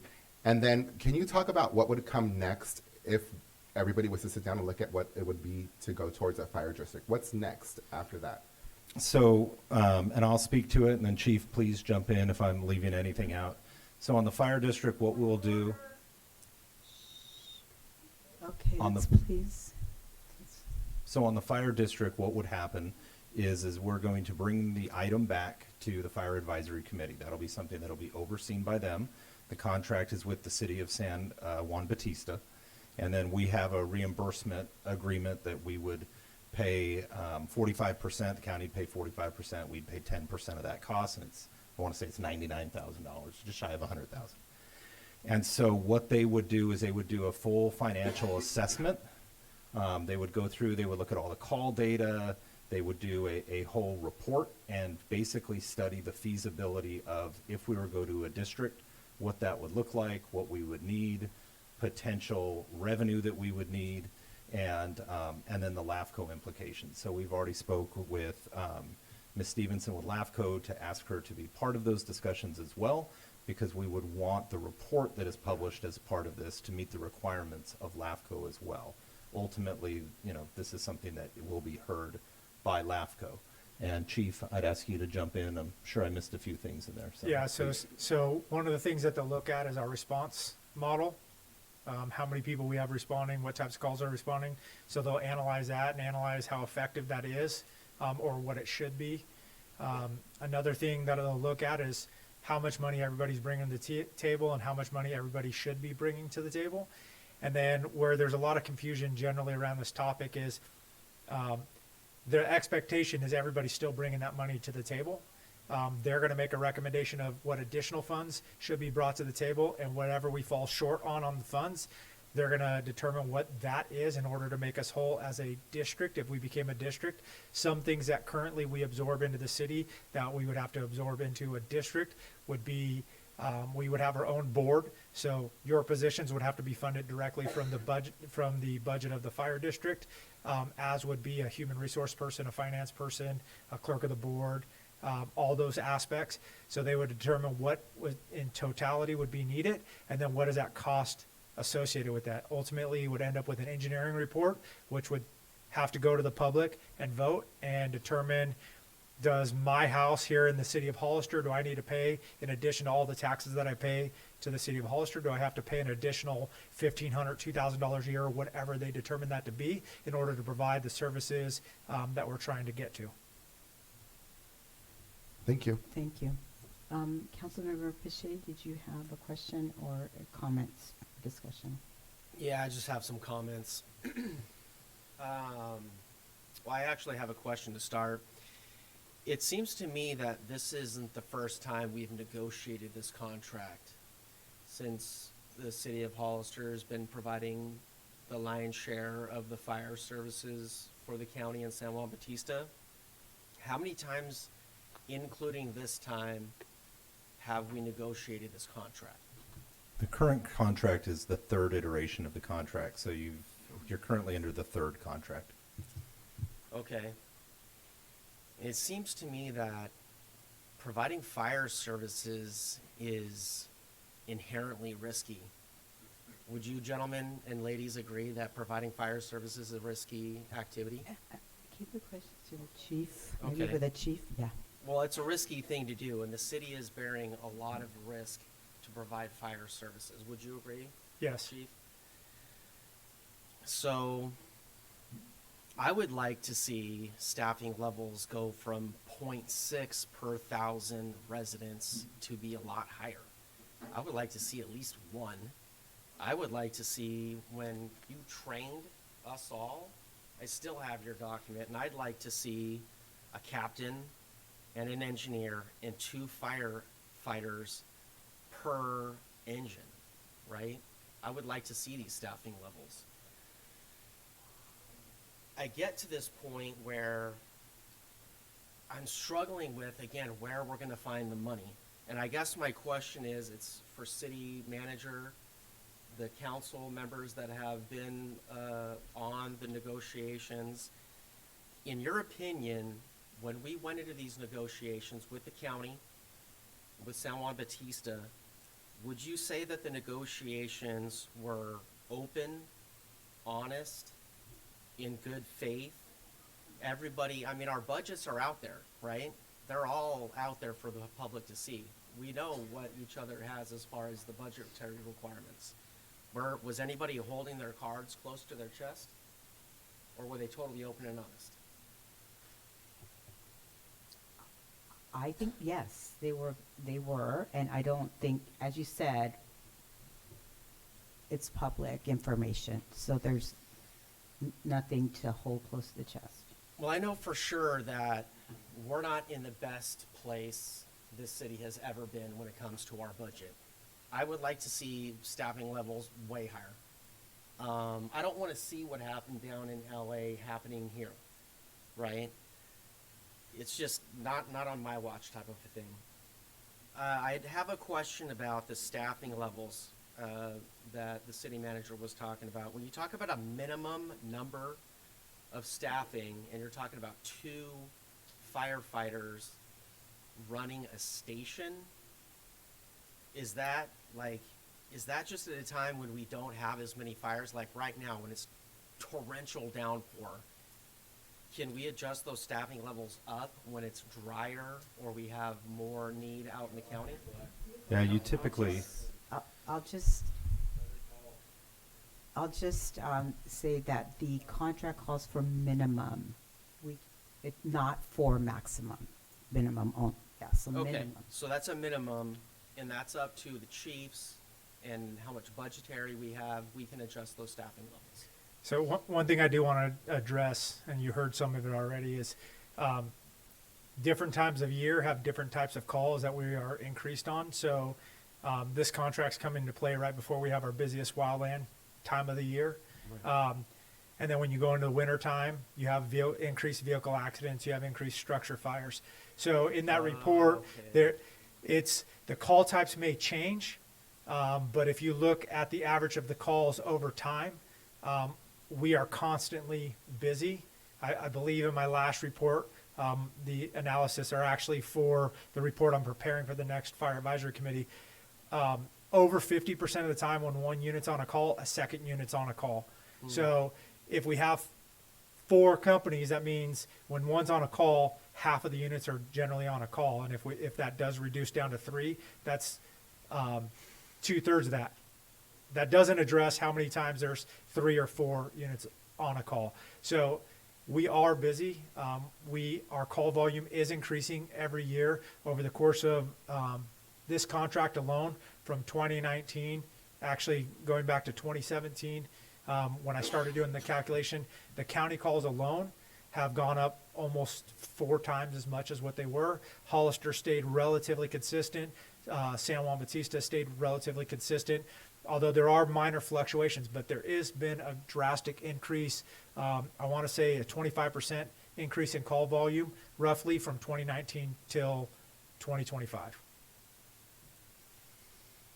Okay, I didn't realize that. I mean, I'm not thinking about this all the time. I'm not living your world, right? So I'm trying to put this together as I go. I was looking at this contract as a little bit more of a fair contribution by the county into the current model that we've got right now. San Juan Bautista putting a little bit more in, chipping a little bit more in. My heart is in saving the fire personnel and trying to do our absolute best up here to not only save fire personnel, your lives, your livelihoods, your safety, the public's safety, and put the best interests of the citizens of Hollister, San Juan Bautista, the county at the forefront. I was thinking to myself about the knowledge, the training, and the professionalism of our fire personnel and keeping them on the force. I was thinking to myself that this was a win-win-win. The community wins, we win, our fire community wins, we get to keep the professionalism, we keep the training, we keep the knowledge that they've garnered throughout the years. And I looked at it like, I mean, the three jurisdictions have partnered up to come to the best agreement that we could in the moment. I would like to see potentially some clauses in the documentation. I didn't see anything where we could review the contract every so many months, maybe annually, to see if there were any like things that we could change or modify. I am encouraged by the fire district and the feasibility study. So I think Councilmember that's- Pritchett, let me ask the city manager, is there an opportunity to amend the contract moving forward?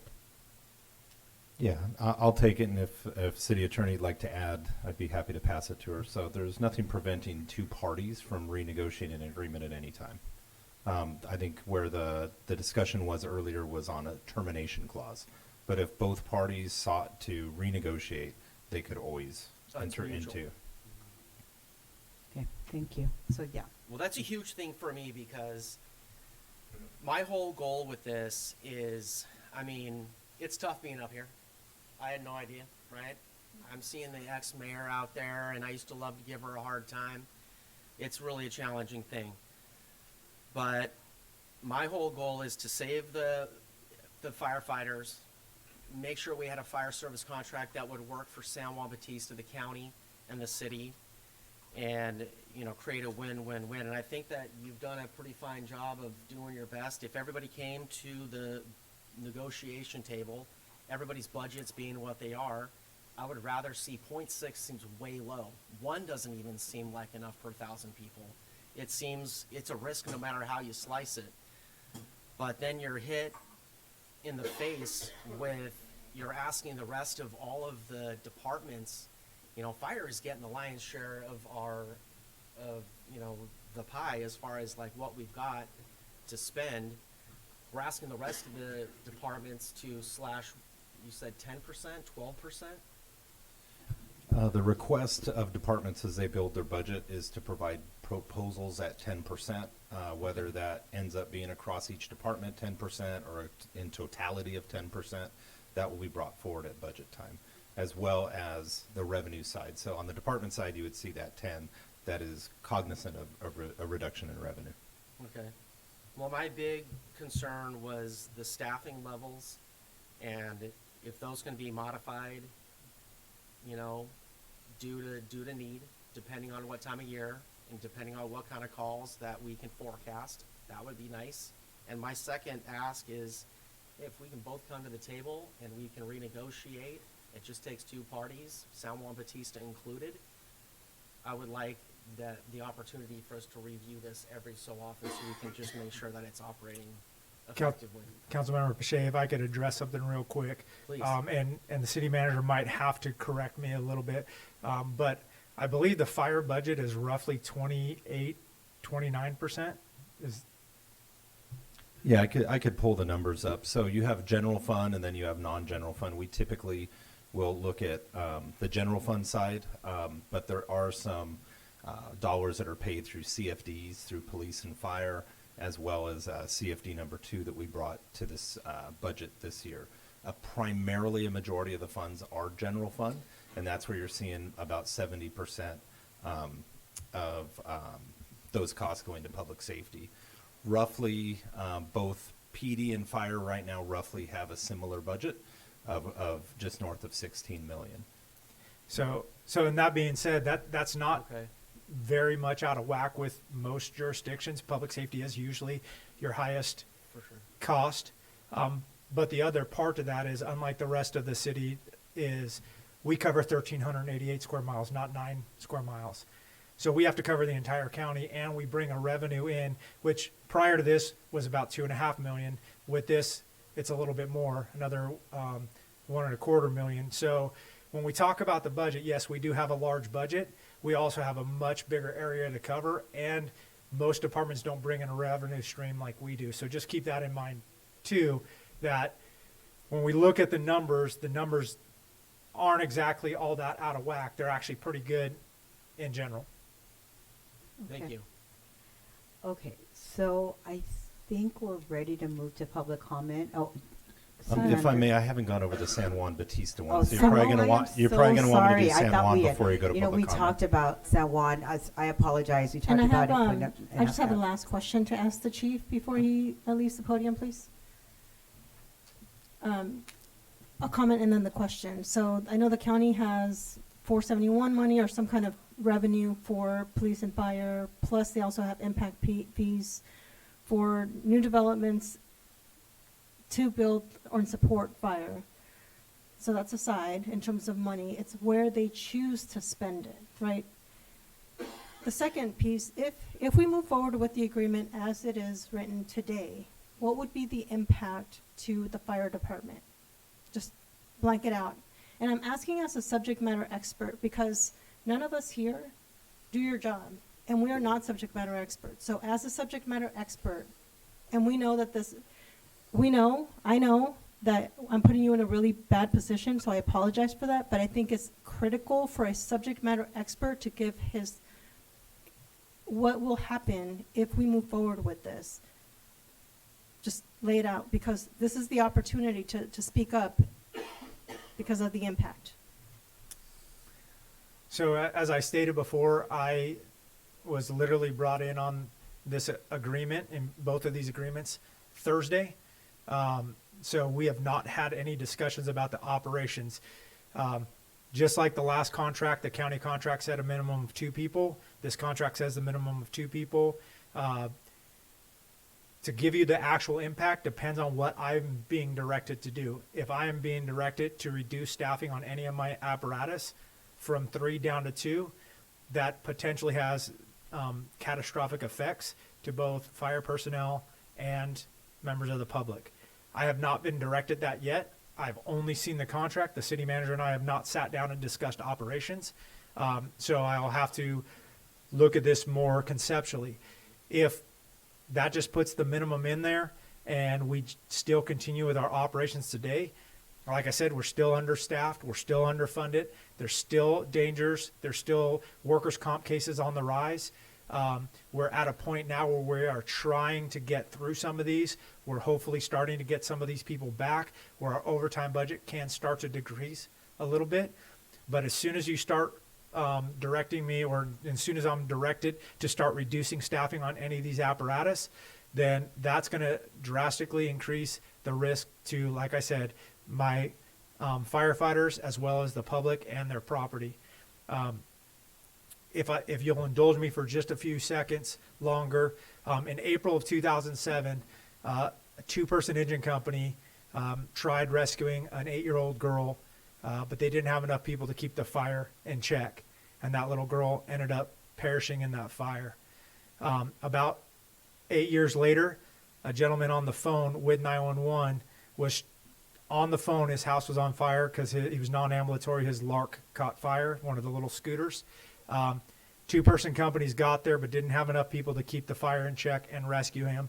And then just a couple of years ago, people were on the phone with 911 seeing somebody trying to crawl out of the house, but the fire department couldn't get there in time to rescue that person. These things have 2 things in common. Every one of these calls have 2 things in common.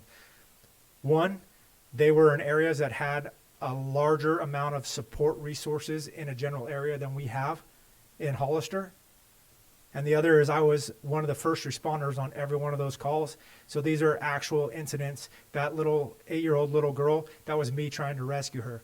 So these things happen. Every one of those incidents was something that I have to live with the rest of my life because we were underfunded and understaffed and couldn't do the jobs that needed to be done. That's the put the fire in check while we're trying to rescue people. You had to decide one or the other. All 3 of those were the same things. So the potential for catastrophic effects. Now, I'm not saying in any one of these that we absolutely would have saved them, but we were already behind the 8 ball because we didn't have enough staffing.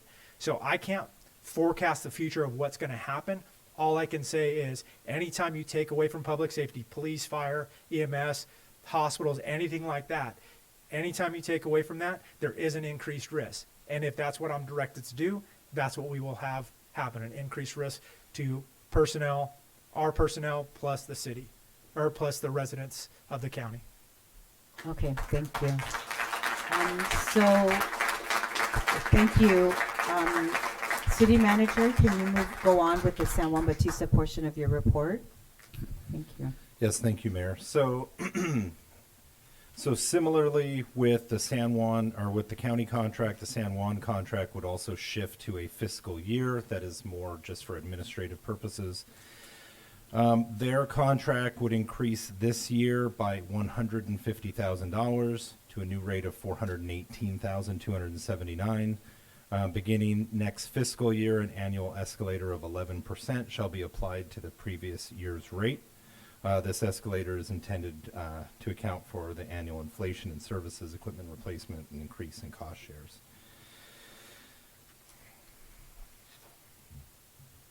We do have language in here removing the lease and utility provisions.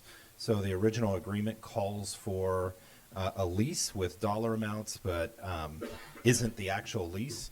And so when that lease did come back to the council years and years ago, that lease was not approved, and those matters were not taken up again. The city had been paying that lease, and I'd worked with the city manager last year in January to bring to his attention that we did not have the authority to be paying that lease because it wasn't approved by council. We also pay a share of utilities, so we pay the utilities of the fire station, so that gets subtracted from what we receive in revenue. Our position is that we ask for the utilities to be removed because that is the utilities at the station that we're providing the service at, and that's it. This contract would also go through June 30th of 2028.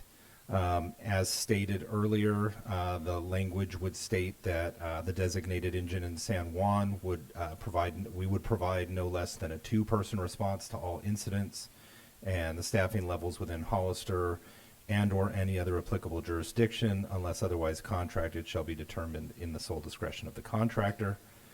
We have the same termination language that we spoke about earlier, and that is the totality of the amendment.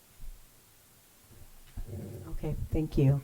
Okay, having gotten that, I apologize for missing that piece. Any last minute questions or comments about the San Juan Bautista portion of the contract before we move to public comment? Okay, not seeing any. So City Clerk, can we start public comment, and then she'll be call your name, and we'll just stick to what we've been doing earlier, a minute and a half per speaker. Okay, our first speaker is Stacy McGrady, to be followed by Stephen Hansen. Stacy McGrady. Okay, go. Hold on just a moment, please. Thank you.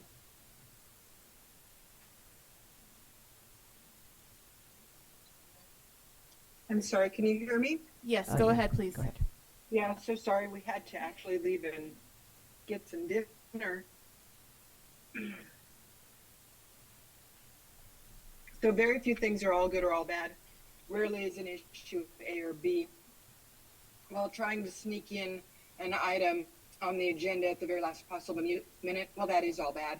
But the past contracts between the city and the county, those were negotiated and followed in good faith for over 10 years. Now, hindsight, maybe the city believes it's not so good, but it doesn't mean that the bad contracts were bad or done with deceit or malfeasance. But this contract, it is all bad. It's bad for the city and the county. With Hollister Fire Department already well below staffing, Station 3, the Quonset Hut, if you haven't been there, it'll immediately permanently be our brownout station. And that's the station that services my area where I live in North County. That's going to affect, things like Whispering Pines, the senior community center on Los Vibros, and Spring Grove School. It's going to have a ripple effect on the property values, on our insurance rates if we don't get canceled, and even loss of life. And I do want to know, how do you define temporary closure? Is that 1 day a week? Is that 5 days a month? What is the definition for a temporary closure for a brownout? Reducing staffing on the trucks risks the firefighters' safety. Instead of sending one truck with 3 staff, they'll need to send 2 trucks with 4. Anything less is negligent. Add to this the upcoming motorcycle rally, thousands of visitors, warm days, cold beer. What could possibly go Jen, wrong? you can cut the time. Do you want me to stop her, to mute her? Yeah, we have to move on. Thank you, Ms. Grady. We appreciate your comments. Who's the next speaker? The next speaker is Stephen Hansen, to be followed by Mia Casey. I'm here today to provide some much-needed education on the current state of our fire services. I'm frustrated by the repeated claims that the city is supplementing the county services. This is not accurate. While it's true the county may need to contribute more to the fire services, the city is equally guilty of neglecting its own staffing needs. We need to provide some context. In Hollister, our staffing levels have not increased since 2007. Currently, we have just 2 engines for the city, each staffed with 3 firefighters per shift across 3 shifts, with 1 battalion chief per shift. In total, this amounts to just 21 firefighters to serve a city of 42,000 people. According to the 2020 census, our population is approximately 42,000. By comparison, we should have at least 42 firefighters for the city to meet even a modest 1 firefighter to 1,000 citizen ratio, which is still below average but achievable. With the county contract, we do now have additional firefighters to respond to calls within the city limits, but this risk of understaffing puts us at dangerously low levels. This contract amendment seems to either overlook or completely disregard the critical importance of maintaining adequate staffing to keep our community safe. With the new amendment, the city will be receiving approximately $1.5 million per year, growing to $1.75 million by 2028. With that additional funding, our fire service should be expanding, not shrinking. I urge citizens to both hold city and county officials accountable for prioritizing public safety. Together, we must work to ensure that we have the necessary staffing to protect our residents. Thank you, Mr. Hanson. Appreciate it. Ms. Casey, Mia Casey. The next speaker is Mia Casey, to be followed by Josh Bezzetta. Thank you. You don't make this easy. It's my understanding that this negotiating ad hoc has consisted of 2 council members and 2 supervisors. I'm kind of shocked because this council doesn't have the authority to negotiate contracts. As elected officials, your role is to make policy and direct the city manager who handles negotiations. My understanding is that he's been excluded, the county CAO has been excluded, and our fire chief, who is the expert. So you basically have interfered with his job and undermined this whole process. You also left San Juan Bautista out of the ad hoc discussions entirely, and that directly impacts them. This contract ignores a $4 million gap that we are subsidizing and reducing firefighters, implementing brownouts, and closing fire stations. Did we not just see what happened in LA? You're allowing supervisors to push Hollister around, and this feels like there's backroom deals and closed doors going on. It's not pleasant. While Hollister prioritizes fire, the county really has not. The county receives money through the state, through Prop 172, that amounts to about $5 million a year, and it's to be used specifically for public safety. And I can tell you that while other cities receive funding, Hollister hasn't gotten a whole lot of 172 funding. So there's that. And then there's serious consequences here, as you've heard, losing fire insurance, firefighters being put at risk, and lives being lost. Thank you, Ms. Casey. 1.5 minutes is just not enough. The next speaker is Josh Bezzetta, to be followed by Terry Clark. I stand before you tonight here as a firefighter and the union president. I'm extremely frustrated and disappointed with all of you guys up there. This proposal that you have in front of you, this amendment to the staffing levels, which allows the closure of Station 3, jeopardizes our public safety, hampers our ability to effectively do our jobs, and undermines the trust of the community puts in us. One of the major issues with this is this amendment did not allow any of us, the frontline workers, to be consulted or allowed to give input on this decision. How can we, the professionals who respond to this emergency, be excluded from this decision that directly affects our ability to save lives and property? This is unacceptable and a disservice to all of us firefighters and the communities that we serve. By allowing this station to be closed or understaffed at the direction of the city, you, the council members, are putting the citizens at risk. A 2-person engine company is not adequate. As you heard, the minimum was 4.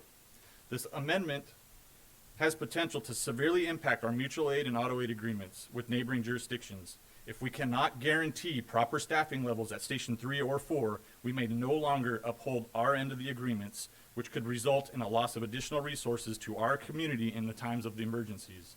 This is not only about just one station being closed, this is about the entire network of emergency response that keeps our community safe. Thank you, Mr. Rosetta. Next The speaker.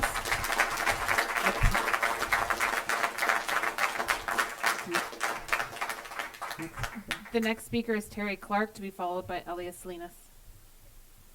Holy shit, I can't believe we're here doing this again. It blows my mind that we have no freaking common sense anymore. These guys break their backs for us. They save our lives. They save our houses, no matter what it is. And we're up here. There's no more common sense. We're up here bickering back and forth about a stupid contract or amend this, amend this. Get these people paid. End of story. Them, the cops too. Why are we reducing cops and firemen? I just don't get it. And it all started about 8, 9, 10 years ago. I'm going to tell everybody in this room, it's who you vote. It's who you put in office. And it starts up there in Sacramento with that idiot Gavin Newsom. Okay, it rolls right down, and that's what's happening right now. I mean, what? No, let's. No, we just leave the pub. Okay, so I'm gonna. Here's the Can problem. you just do a pause on Mr. Yeah, do a pause. Okay, real let's do a fast. pause because I just want to just let the audience so that everybody has an opportunity to come up and speak. We really need to focus on the person that's at the podium. So let's not dig into his time, please. And then if you want to say something, please fill out a speaker card and you'll have an opportunity to speak. Okay, so go ahead. Go ahead, sir. So I mean, if you guys can't handle the budget, and the county's a joke too. You guys shouldn't be paying for them. End of story. They should get their shit together. Okay. The other thing is, if they can't be paid and the firemen and the cops can't be paid, maybe we should all stop paying property taxes. Put it in a general fund, and us citizens will pay these guys, and we'll pay them top frickin' dollar. Get them top equipment, top everything. Because it needs to be done. Don't fool around with people's lives. Because the day's going to come and people are going to turn around and come after everybody. Thank you, Mr. Clark.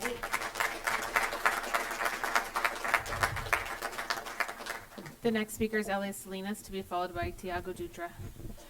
2 in, 2 out. Rules for OSHA 1910.134 and NFPA 1500 enhances firefighter survival, yet you are placing firefighter lives at risk. Where is your respect for the life of a firefighter? Can you tell me the price of a firefighter's life? Hollister is subsidizing almost $4 million to San Benito County, yet $1.1 million from San Benito County, and you're saying that that's fair? San Benito County, until 2028, will have owed the city of Hollister $36 million, and you're saying, oh, that's okay, don't worry about it. We're just going to take 1.1 and at 3% interest. That is insane. You have not had any business sense whatsoever. You did not allow the city manager and the fire chief to, those are the experts. They're going to tell you what it costs. They're going to tell you the dangers of having to reduce the staff. Fire insurance is very important. If we lose fire insurance, I tell you what, if I lose mine, I'm coming after the city and I'm coming after the county, because it is a decision on you that is why our fire insurance will be canceled. You need to bring the experts into the negotiation. You could not, with good conscience, approve this amended contract. You must go back and renegotiate and get more money from the county. They are spending $5 million for the hospital. That $5 million can come to the city. Thank you. Next speaker, please.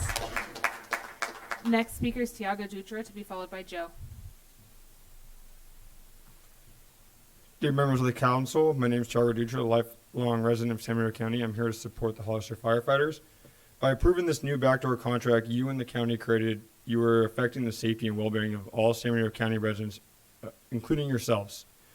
I ask everyone here tonight in the crowd to assist me in my speech and ask all you here tonight to hold your breath as I continue my speech. When you can't hold your breath any longer, catch your breath and raise your hand and keep it up. Now picture you are holding your breath because you were trapped in a house while it's on fire and you cannot get out. The call to 911 is now being made by your neighbor saying your house is on fire. Now dispatch is calling, taking the call and processing the call, then dispatching the fire department. And now firefighters are gearing up for the call to respond under 60 seconds of the dispatch, no matter the time of day. It can take anywhere from 3 to 8 minutes to arrive on scene depending on where you live without the county. So now the call has been made to the firefighters and are on their way as the time is going on, while the fire is doubling in size every minute it is burning. The firefighters arrive at scene as quickly as safely as possible and conduct a size and risk assessment, then gather the tools and equipment necessary to get you and your family out of that structure. Now, those of you still holding your breath, you are good to keep your hands up, but I would like you members of the council to remember all the hands in the air right now, because those are the people who had to succumb the circumstances of the homes burning them alive because of delayed response time due to your actions of browning out a station and reducing staffing levels within Thank you, our Mr. fire department. Dutra. Our Hollister Fire Department work day in and out to provide the best possible service Thank for you, our Mr. community. Dutra. Thank you. Joe? Next speaker, please. Next speaker. The next speaker is Joe, to be followed by Mark.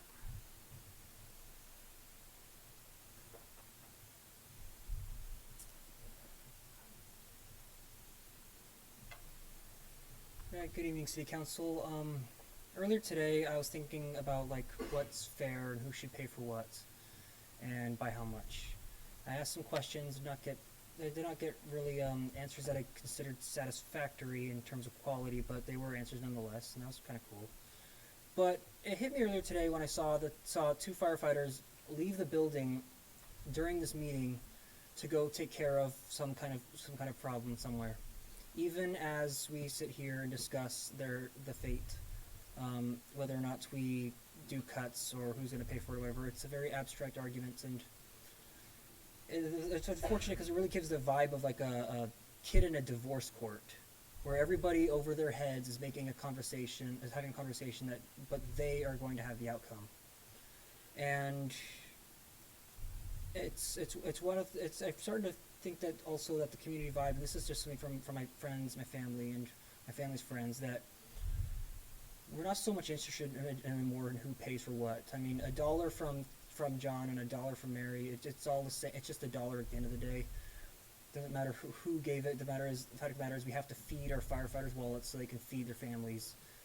And I think at this point, outcome is going to matter more than who we blame or what the process is or what's fair. We need to keep our firefighters employed. We can't lose any of them. Thank you. Thank you, Joe. Next speaker. The next speaker is Mark, to be followed by Alicia Hernandez. Thanks for serving. I got a tiny issue first. One is weed abatement. The high school property on Best Road needs to mow their side of the road a heck of a lot better. A lot of us keep weeds down, and they grow the weeds, and they spread to our property. Right now there's cattle on there doing a good job of keeping it down, but it'd be great if you guys could find somebody to mow that. And to pay- Excuse me, sir. Is this about the fire? I'm getting there. Okay, I just wanted okay, to say that okay. first, Thank you. since it thank was you. on the agenda. and Okay. I'm I just early. want to make sure we're on. Okay. Okay. Go ahead. Sorry. Okay. Okay, then, let me hold on a second. Can we add a few seconds to his? I had paused it while you were talking. Okay. Thank you. That's okay. I'll just take a second. Then to pay these guys, to me, for the last 20, 30 years, the 30 years that I've been here, we've done very little to create jobs to pay for these people. And we need the money to come here so that we can pay people. And we need, it seems like nobody in this room can do anything except Rivas. Rivas can increase the amount of money that we get back from the state that we give. We're lowest on the chair of most of the counties in the state. And I would like to see us do a much better job of creating jobs locally and not commuting. Thank you, sir. Next speaker. The next speaker is Alicia Hernandez, to be followed by Jonathan Casey.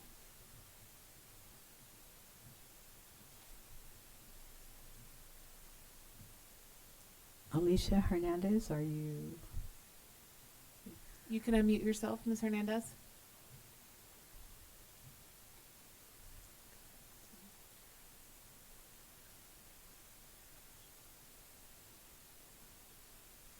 Okay, our next speaker is Jonathan Casey. Good evening. Can you hear me? Yes. Hi, Mayor Stevens and City Council.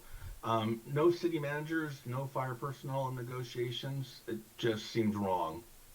You have just sat up there and said you're not experts, so I don't understand why they weren't involved. What money is the county collecting for emergency services and money received from the state and 172 funds? It gets buried into the county budget, so the clarity that Councilman Pichet and Morales wants done does not seem to be there. I don't think we have a choice but to staff at least 3 firemen per truck for public safety, the insurance numbers, worker safety, and more. You've talked about it tonight. To the mayor's point, we, the citizens of Hollister, are responsible for this service. So we have an obligation to provide it at appropriate levels. Thank you.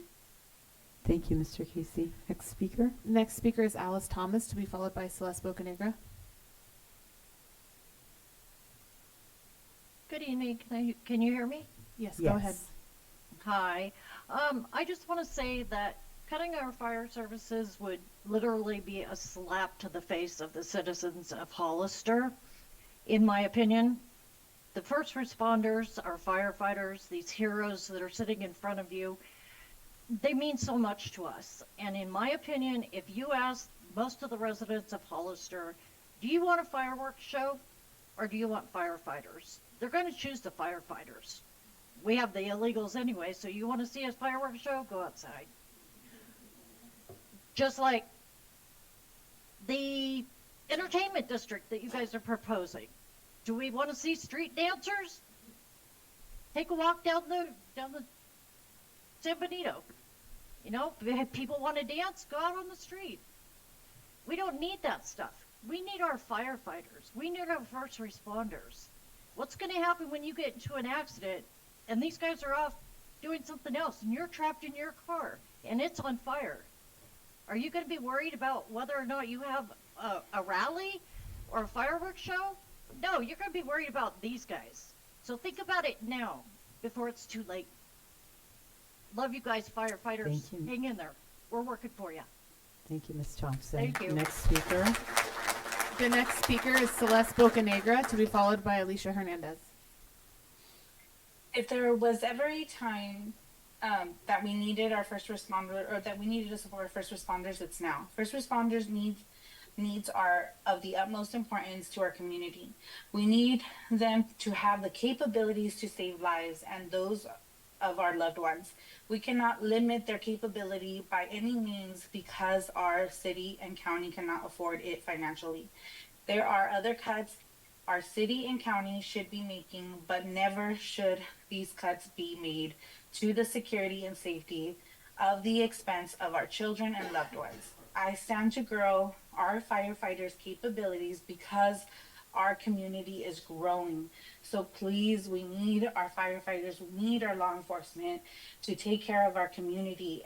And just like they take care of us, we need to take care of them. So I need you guys to just understand this. If you don't understand this basic necessity of quality of life, I just don't think you should be sitting there at all. So please, again, for us, the people, thank you. Thank you, Ms. Bocanegra. Next speaker. The next speaker is Alicia Hernandez. Go ahead. Ms. Hi there, Hernandez. can you hear me? Yes. Yes, we can. Hi. So I come before the City Council with great concern. In prior meetings, the Council claims to prioritize public safety. I'd like to think that's true. But agreeing to this proposed fire services contract, you are doing a great disservice for the city's residents and blatantly disregarding public safety for our community. Why are the citizens of Hollister left to subsidize the cost for fire services for county residents? You've made it clear we are facing financial hardship and would not allow Councilmember Morales to travel to a conference and spend her discretionary funds as she wished. Yet in the same breath, you are looking to adopt a less than equitable fire services contract for the community. The city manager has asked for authorization to freeze hiring for vacant positions for city employees. We will continue to lose public service personnel at a rapid rate. I can't help but think this is mainly due to the negligence of this council before me. You all need to remember who put you in office. We the people can vote you out as well. Please do the right thing and fight for a fair fire services contract that makes sense. Thank you. Thank you, Ms. Hernandez. Next speaker. The next speaker is Patsy Garcia. Sorry, I'm sorry, Gasca. say the name. Go ahead. Patsy Gasca. Sorry, it's hard to see it. Hello, can you hear me? Yes, go ahead. Okay, thank you very much, City Council. I am with as a partner to our first responders. And while not a resident of Hollister, we do have an office there and we provide service to the residents of Hollister and the county. We have been to countless fires where the full crew of fire personnel need to be there. Lives are endangered every single day with a low staffing pattern. We stand with our agency in support of our local first responders, and we ask that you do the same thing, and that in future negotiations you do not exclude subject matter experts, whether it's the police, whether it's EMS. You need to have them on the table if you're going to do an intelligent decision. Thank you. Thank you. Next speaker.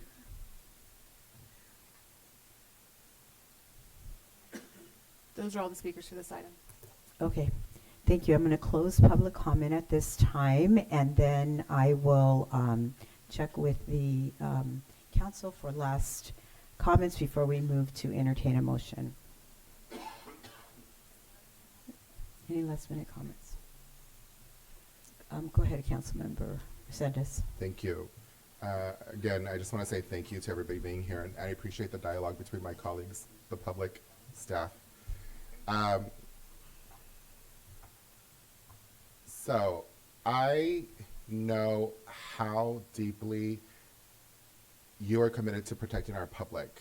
I know how committed you guys are. I respect that.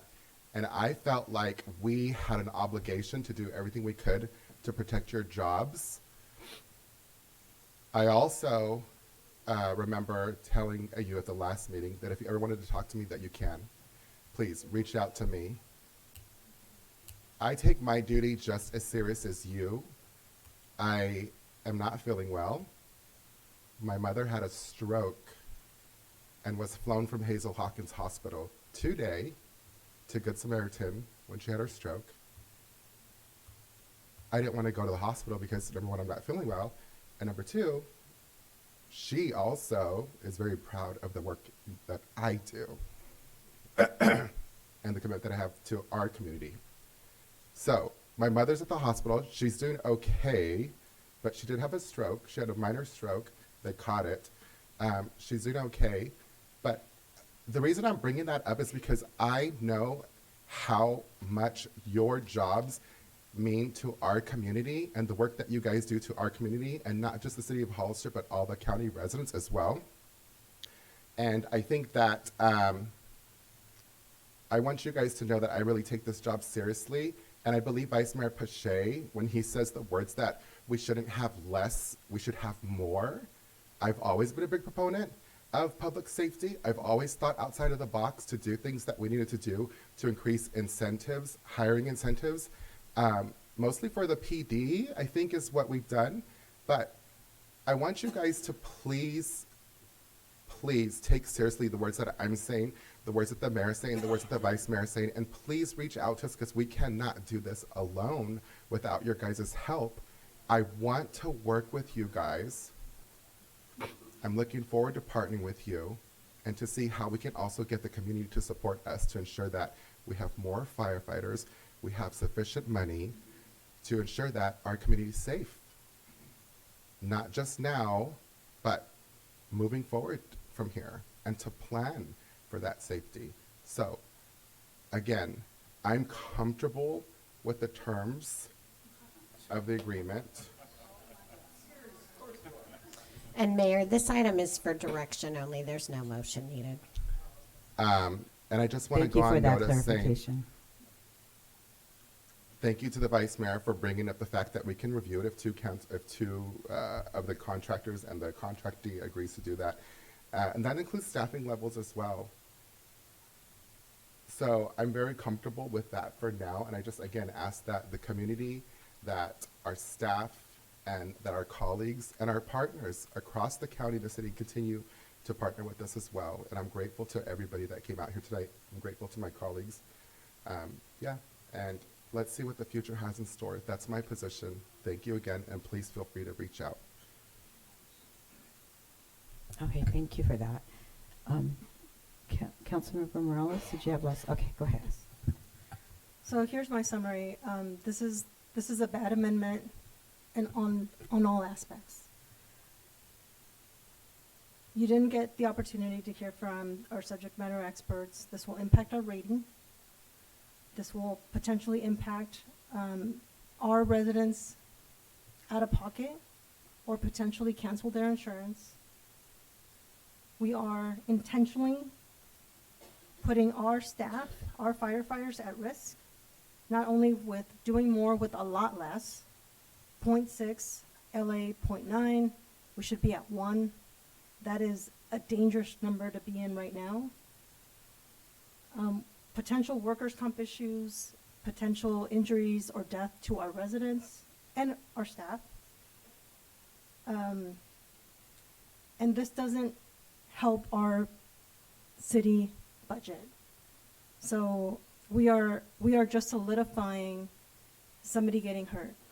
And we also, thank you, Mayor Jordan, for being here, also need to make sure that partners that are impacted by anything we do are at the table. And that includes the fire union. They should have been at the table too. They should have been consulted. San Juan should have been consulted. Our residents should have had more an opportunity to actually had time to review and look at this amendment because it impacts their lives. They're already paying taxes for these services. They did a measure to pay for these services. So they're already paying for these services. Elected officials are choosing not to use that money for these services. And that's on whoever's making the decisions on where the money is being allocated. You've heard directly from the chief the catastrophic potential that's in front of us. So I say this is not to the benefit of our residents, this is not to the benefit of our staff, this is not to the benefit of our city. Thank you, Councilmember Morales. Councilmember Pache, do you have a comment? You know, I'm a firm believer in taking the time to get things right. And you've probably heard me up here saying, man, I feel like things are going so fast. Like, things are going so fast when you're up here. I would like to have more time to have more input from the subject matter experts. I'd like to hear more from the fire community, like Councilmember Resendez. I'd like you to reach out to me. I'd like to have that meeting and hear more about it. I'd like San Juan Bautista to be at the table and have a say. My big concern was this is a huge responsibility for a city to take on. It's really interesting, our relationship with the county, and that's fine. Hollister and San Juan Bautista and San Benito County can be unique. I'm really feeling that the voting public needs to come to the table as well and investigate a fire service contract, a district rather. Like I said, I would like to see this be reviewed annually for the next couple of years until we can get that going. I would like to see the county come to the table with a little bit more money. I know budgets are tight all over the place. I'd like the city manager to be at the table as well. Like the public, I'd like this to be more transparent. And I mean, for crying out loud, I'd like the fire chief to be there as well.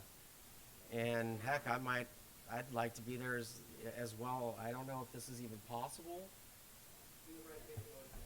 So here's, You couldn't have 3 as part of an ad hoc. That'd be a Brown Act violation. Got it. So we, So we did have, San Bautista negotiated their own contract, so they were at the table for their contract, and there's mirrors, the county, and also Dave was there for the numbers. He helped us to work out some of the numbers that are involved in here. The consultant was on before this, earlier, before in some of the information gathering time. As we move forward, any transition, if there's any change to staffing levels, or as we move forward, regardless, the fire chief is involved with all the operational decisions, so that will happen. The contract, other than the in terms of the minimum staffing levels, did not change. So there is not a change in that. And in terms of how much the county and San Bautista are paying, that has gone up. And we are also going to be relying on the feasibility study that's coming up through Baker Tilly to help us to have the conversation about moving forward with the fire district. So that's why and in terms of the brown, there is no requirement for brown-out. It is a discretion. It is at the discretion of the chief to be talking with the city manager in an event that is needed. It is not going to be browned out. It is an option occasionally if needed. So that's what we want to be able to move forward with this amendment. Mayor, I just want to remind, Mary over here. I just want to remind the council, this is a meeting of the council in front of the public, not the other way around. The public should not be shouting from their seats. So One, it creates a very difficult job for our clerk when she's creating the minutes, and we're not getting an accurate record when people are shouting from their seats, which is important. Can you remind what the options are if we continue to hear from the public? Yeah, give me a moment here. I'll From find out.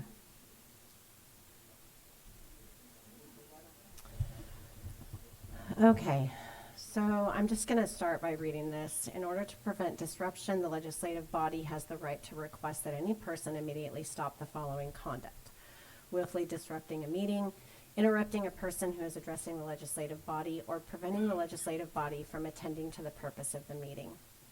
Disrupting is defined as engaging in behavior during a meeting of the legislative body that actually disrupts, disturbs, impedes, or renders infeasible the orderly conduct of the meeting.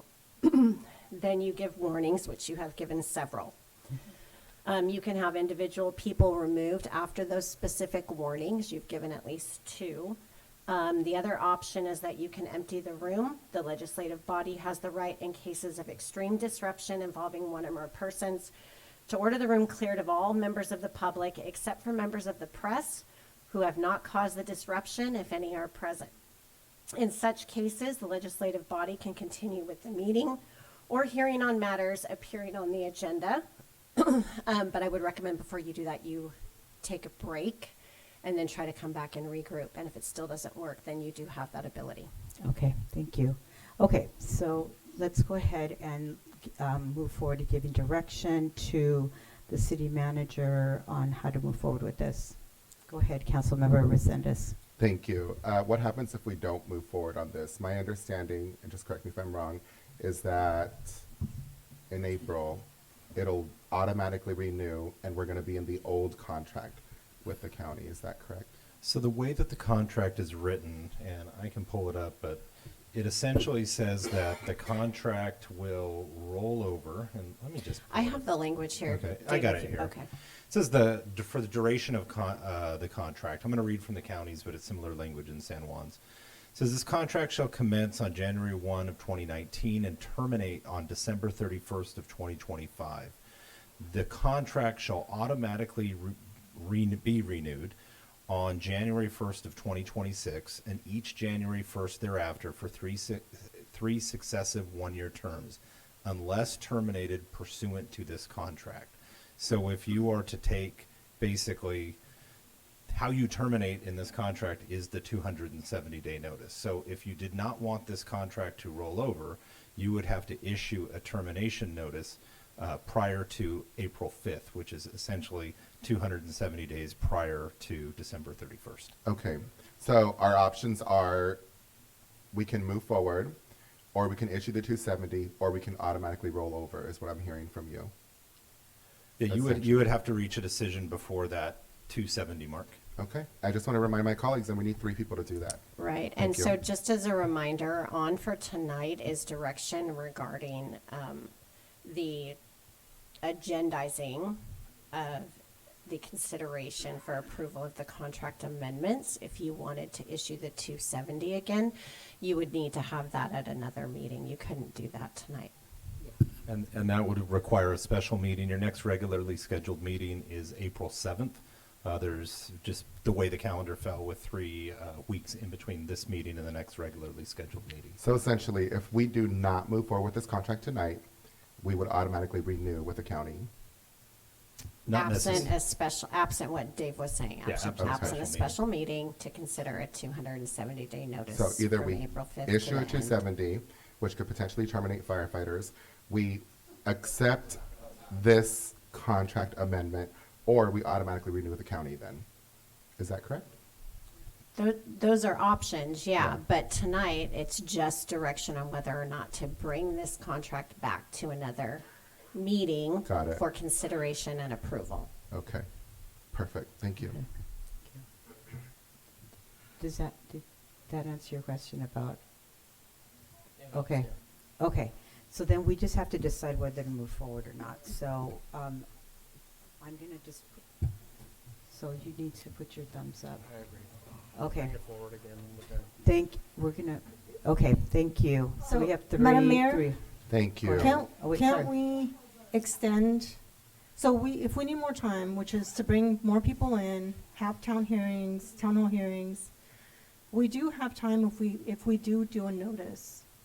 Then we have more time to either adopt a new agreement, right, with better terms, have town hall meetings, include our firefighters, look at public safety in a better way, and not just roll this over because now we put ourselves against the wall. Then why still have didn't you do that options. when you were in charge of this item on the last council? I did do that. No, you didn't. I was the only You one that issued a voted no. 270, that was it. Yeah, I feel To we lay have these people options. off, We're and they did just- not want you to do that. We're just gonna go I need a back. 5-minute break. I'm calling for a 5-minute recess, thank you. Well, hold on a minute, because we have to have Hold on, Roland. we Let's- have to have an Resendez, accurate let's get it record here. for the minutes for our city So we clerk. just need to make it, let's make a decision right now, and then as soon as we make it, we'll go on a break. Can you just give me a few more minutes? I thought there were 3 thumbs up, but Yeah, it's up we to had- you, Mayor. We had 3 thumbs up and 1 down. Okay. Okay, thank you. We have our direction. So we're gonna take a break now, and then we'll move on to the next one. Thank you. It's okay. It's okay.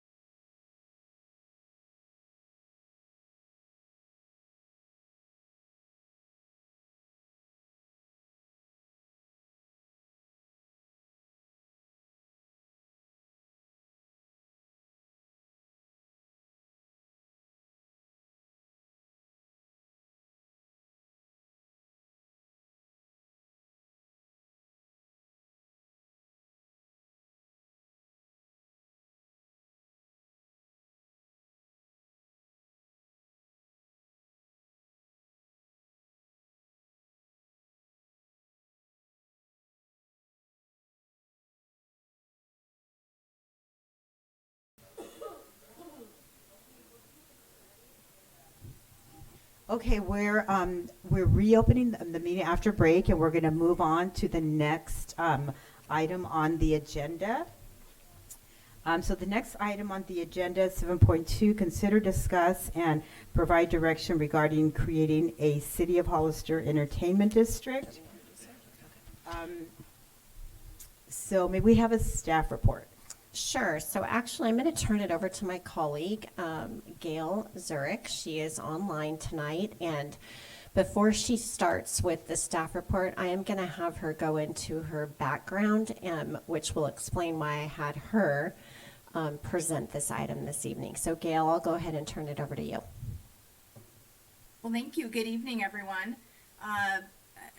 My name is Gail Zurich, and I come to the practice of law in a bit of a second chapter, or perhaps in my case even a third chapter. But I spent the last 10 years as the president and CEO of the Visalia Chamber of Commerce, and absolutely loved that position. And among things that we were able to accomplish in partnership with the city was that we created a microbrew and micro winery district in an area of town that was underutilized. And we did that in response to, quite frankly, a zoning issue. Microbreweries could be, an allowed use was in people's garage and in a large industrial area. And it didn't provide for a growing and developing industry in our community. But when you say you want to line up a bunch of breweries together, it also causes some community concerns. And so we went through a process similar to what I'm going to talk about today to eventually establish a microbrew district that is a vibrant part of our community. It's doing great from a revenue standpoint, and I think most residents would tell you it's a really great place to be on a Saturday afternoon. With that, I think we can go into, do I have control of the slides, or? You No, we should can be do able that. to. You can either take control or share, or I can control it here. Yeah, if you just want to hit that, if you don't mind, that'd be great. We'll just go. That's me. You've seen my picture. Great. Let's talk some about this one. So tonight we're going to talk about 3 different approaches, but I don't want you to think that these are the only approaches or that you have to choose one of these pieces. I think there are some easier sort of low-hanging fruit to discuss. And then certainly some ways to address what could be a district within code. And then the last one is to really look at some assessments and some in-depth ways that a district could be perhaps even self-sustaining. So if we go to the next slide, I think the first thing that is important and for council to really understand is why an entertainment district. And you heard some speakers during the last item talk about entertainment. I'm willing to guess that if you were to stop people on the sidewalk and say, what is entertainment to you, or what is included in an entertainment district, you would get a whole host of answers, some of which you would want to include in your district, and perhaps some maybe you would want to exclude in what a district is. Part of this process is really understanding for Hollister what makes this district important and special. What are you encouraging, and how are you setting up parameters to be able to highlight that, to help that area grow, and do some things to make something successful. I would say responding to community and businesses' needs. As I said earlier, the microbrew district in Visalia came about because a business owner shared with me that they had bought property and were, don't tell anybody, illegally brewing beer, which sounded like a great prohibition type of sleuthing activity, but it's really what uncovered the conversation about the zoning and use variances that needed to occur.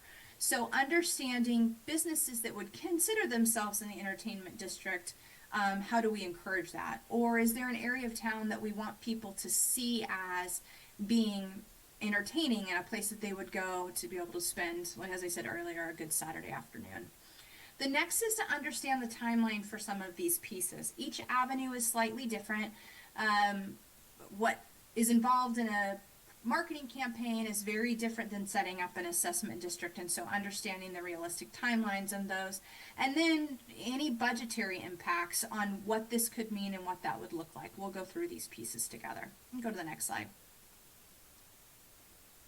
Some communities, when they set up districts, are really looking as a marketing approach. As you've traveled, you've probably seen some street signs. Now with the access of social media and websites, and even getting involved with some influencers, some communities do this as a way to market their area and for people to know a particular area as being a particular district. So this could be partnering with other community organizations to highlight a particular area or to highlight activities that are already happening in Hollister. It could also mean that there is some money set aside directed to have QR codes or direct people in particular ways.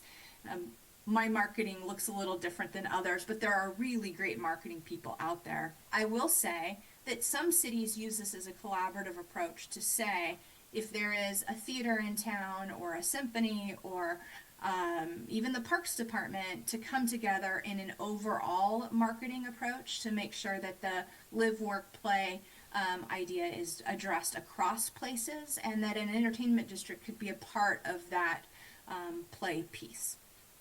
If we go to the next slide. This is the overlay district that I talked about when I talked about creating a microbrew district of what we did in Visalia. This allows an overlay district to look at a number of different uses and to establish additional restrictions or conditional uses as a part of it. So for instance, if there was an area of town that had a couple of different zonings abutted next to each other, this overlay district could go over several of them. It could also just be in one, and it could be a smaller version of that zone. So included in that, you could put conditional uses, or you could say for a use to be provided in that zone, there's additional restrictions. Again, it can't be targeting one specific business. It needs to be open to all. It really needs to, you want to think about this in an encouraging standpoint. You can get yourself legally in trouble if you start to narrow it too much. So for instance, the microbrew district in Visalia, we said that all of the breweries had to have family activities and games available. That was one of the things that was really important to make sure from a community perspective that this didn't turn into a bar zone, and in brewing culture, families and hanging out and playing darts and there's like a hook game everybody plays. Anyway, it was important that those things were instituted into the businesses that everybody had. It provided that a certain percentage of the floor plan needed to be dedicated to that as well. It also held back on hours. So for instance, in an entertainment district, the zoning could say that there are noise restrictions or different noise allotments for this piece. It could be that vending in other areas of the city is not allowed, but in an entertainment district, perhaps there could be street performers or peddlers in a different way than what would be allowed in other areas. Again, I'm not sure the community interest or what the businesses have required. I only offer these as suggestions to say that having this overlay district really allows you to craft something that is specific for your community and addresses those concerns. If we go to the next piece, the assessment district. This is, I would say, if the other stuff is 101, this is 201. It requires a much longer time horizon. And what it does is provide, you all are very well aware of assessment districts.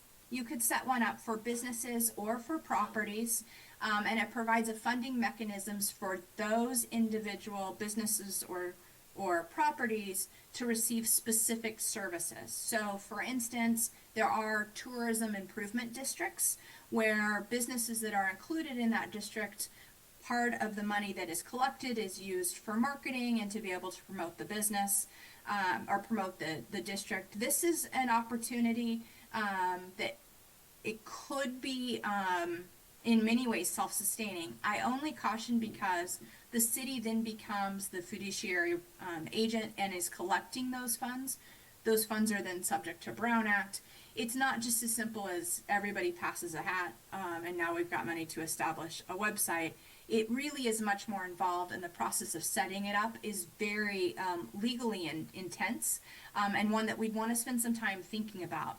I see many communities start with the first two, and once a district has been built, so for instance in Visalia, we were hoping to encourage breweries. We had one or two, but we certainly wanted more. It wouldn't have made sense to do an assessment district at that point because there wasn't the businesses to be able to support that sort of an assessment. So I only mention this because, again, depending on the route that you're going or the industries you're already supporting, it could be a viable option, particularly when dollars are tight in other budgetary areas. If we go to the next slide, this is really the part where I would love to hear from council to understand what your goals are, what you've heard from the community, and how this district might meet those needs or address some of the challenges so that staff could provide even more direction and in-depth analysis about how to proceed. Okay, thank you for that staff report. I appreciate a lot of really good information and triggering a lot of thoughts for me and questions, but let me check with my fellow council members. Any questions, thoughts, questions? Councilmember Resendez. Thank you, Mayor Stevens. So I asked for this item to come back because I thought we had already did the entertainment district. I remember we were talking about the noise level decibels and whatnot, and the reason for doing that was to promote and protect the downtown businesses and economic development down there. So I didn't know all of these other aspects that came along with that, but I appreciate the very thorough presentation from you. I really am drawn to that assessment district at some point in time, like you said, but if we go the more organic route, as far as, I forget what it was, like advertising and just adopting ordinances, I think you said, that sounds like that would be a good place to start. Of course, we obviously have to have input from the downtown business owners and buy-in from them. And as far as zoning goes, then we'd have to link in with our planning department. I just had an idea, a couple of things. Number one, I would like to create a downtown business owner commission here, and I might be going a little too off path with this, Mary, stop me if I am, but just like we have Arts and Culture Commission, Planning Commission, Downtown Business Owner Commission. Is it to explore the idea of I think that they should be the ones that are to be part of it and helping to drive this mechanism and offer us policy recommendations. And we can just do it like we do all the other commissions, hopefully. So I would like to see that. I personally think that we need to embrace and adopt this idea that Hollister, California is the home of the American biker.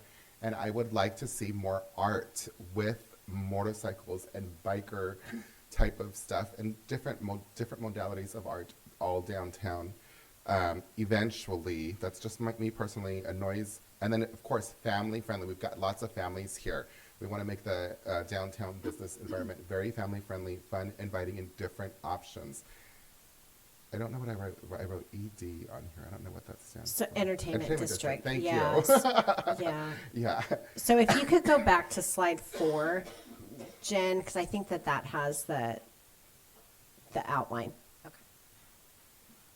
If that's helpful. I felt like I just rambled a bit, and I hope that you captured all of my thoughts. And yeah, I would ask that we bring back a downtown business owner commission and that we kind of task them with at least helping us to do this. And they should be the ones, especially if we're going to go to assessment district, to look at all these details. Okay, thank you, Councilmember Resendez. Oh, go ahead, Councilmember Boucher. So, with the California 25 bypass going in, it really made it easier for people to get around our downtown area. But the double-edged sword of that is people got around our downtown area. And I feel like the businesses downtown have suffered. I really love, this idea of creating an entertainment district. I just find that the pragmatist in me has concerns of the assessment district sounds like a long-term goal. The overlay district, I think, is a good second step, but we have so many places to go and things to do that are far away from each other. Our downtown area has a unique feel. We've got the wine trail as a whole nother kind of a vibe going.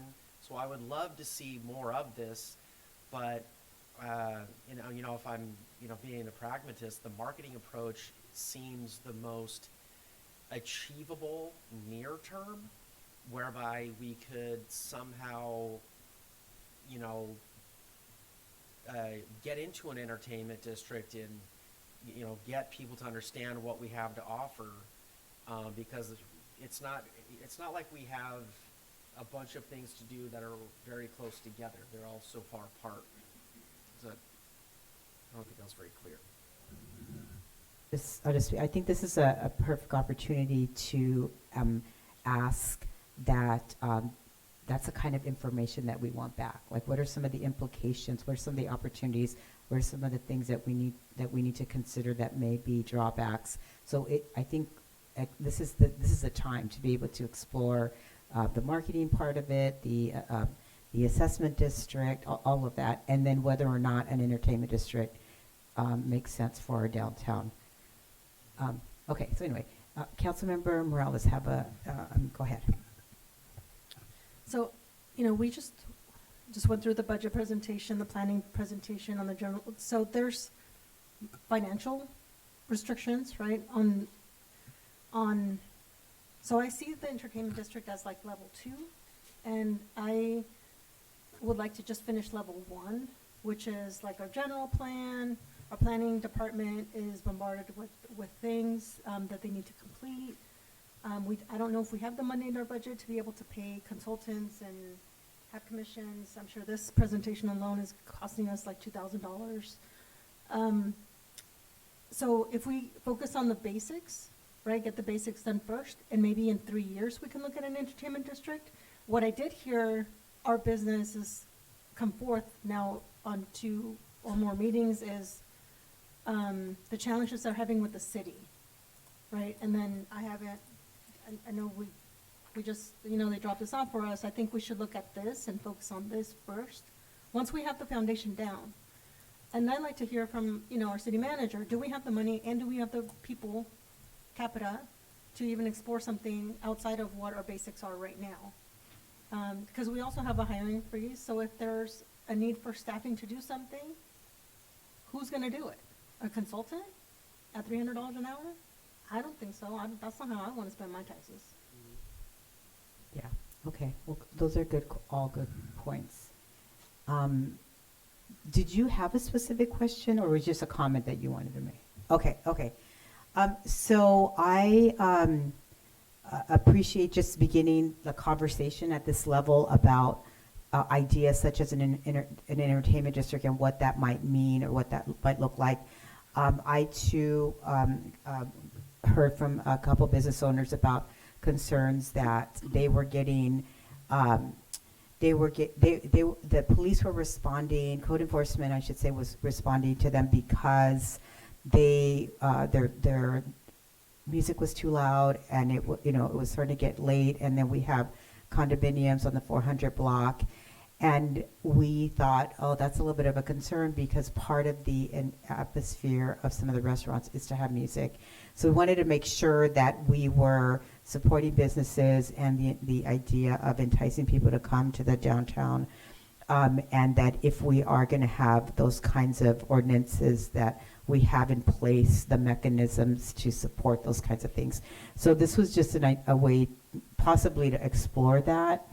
And then just piggybacking on your comment, Councilmember Morales, part of this is like a possibility of a business commission could serve exactly what you're asking about in terms of addressing some of the ways to be more efficient internally for our permitting process and some of the things that are addressed, like you lifted a piece of paper that we all have now that's related to the experience of Calaveras Cafe and their that business owner. And so some of the things that are highlighted through that experience, as well as some of the things that we've heard from other business owners, it's just an opportunity. It could be an opportunity for public to participate actively in helping to ensure that we are constantly in conversation with our business community. So I think that the idea of a business commission could help, but I think that that's where we're at right now. It's like, could this or could this not help? How ultimately, what we know that we need, and what we hear over and over and over, is how do we entice more business to come to Hollister? How do we generate more sales revenue so that we can pay for more services such as our fire service? How do we support existing business owners as well as support those that are thinking about opening a new business? So those kinds of things, how do we do that so that we do have the opportunity to realize more business opening, or maybe existing businesses expanding, etc. So anyway, ultimately it's about supporting the business community and exploring the ways that we can do that. Go ahead, Councilmember Boucher. So, I really like what I'm hearing from the entire council. I think that it's important that we support our local businesses and help them flourish. I'm also a pragmatist, and I'm really thinking that we got to get some of the basics down first before we, you got to walk before you can run. So we got to, maybe potentially improve, the public perception at least is permitting is challenging. People are throwing out 4-leaf, and it's challenging to get the permits going. I hear from staff sometimes that, well, things are, we need certain documentations, and if those documentations aren't there, we need to figure out how to get them there, right? So there's a lot going on with just that. But getting businesses to want to do business here, cutting red tape, making it happen, I think that's step one.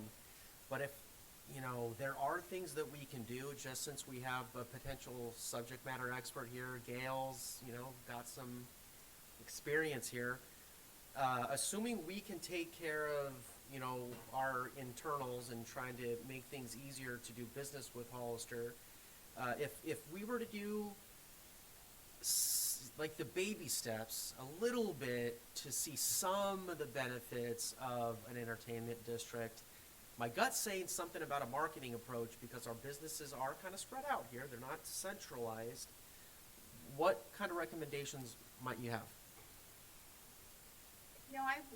I might even roll it back a little bit further, and this is, most marketing people would tell you this is the first step, so perhaps it's part of that campaign, is to really, that first bullet point, to address the why piece. If it is to drive people with money downtown, then to be clear about what that is. If it is because there's red tape and bureaucracy and things aren't accomplishing as quickly as they need to, that's a different sort of campaign to reach out to businesses. If it's because there's issues surrounding noise and making sure that we're understanding why districts are certain, and I mean district zones, are certain areas, or maybe it's looking at those pieces, that all comes to light when you have these conversations with the Downtown Business Association, with the chamber. When you get these folks in a room and say, we want to help create this, what would that mean to you? You may even come out of that with this marketing idea about Hollister is the American Bike City, or Hollister is a place where we come downtown to celebrate, or some of those things may come out of that piece. But that first piece about really understanding the why drives marketing, and then ultimately will drive some of the differences that you would have in an overlay district as well.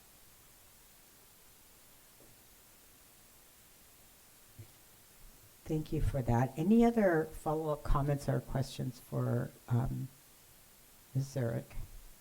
Oh, Councilmember Resendez, sorry, I was like. Thank you, Mayor. I think I agree with Councilmember Morales quite a bit on this one.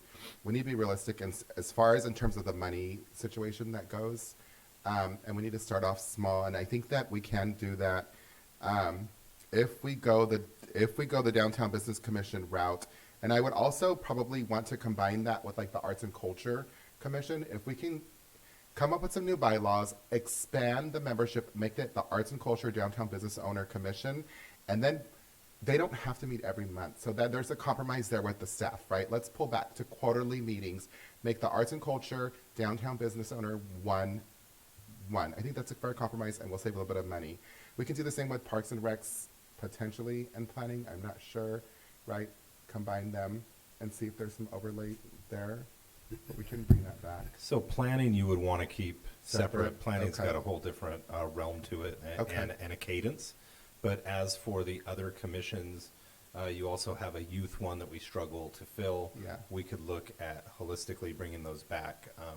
And if you went to quarterly and combined some, I think you would have more rich meetings. Oftentimes Yeah. staff struggle to agendize items monthly, and then what that ends up doing is creating meetings that don't have a ton of substance, and that is a turnoff for participants, and before you know it, you have a revolving cycle of, people want to join and participate, but based on the realm of what they're working on, there may just not be enough there, and the staff is stretched very thin.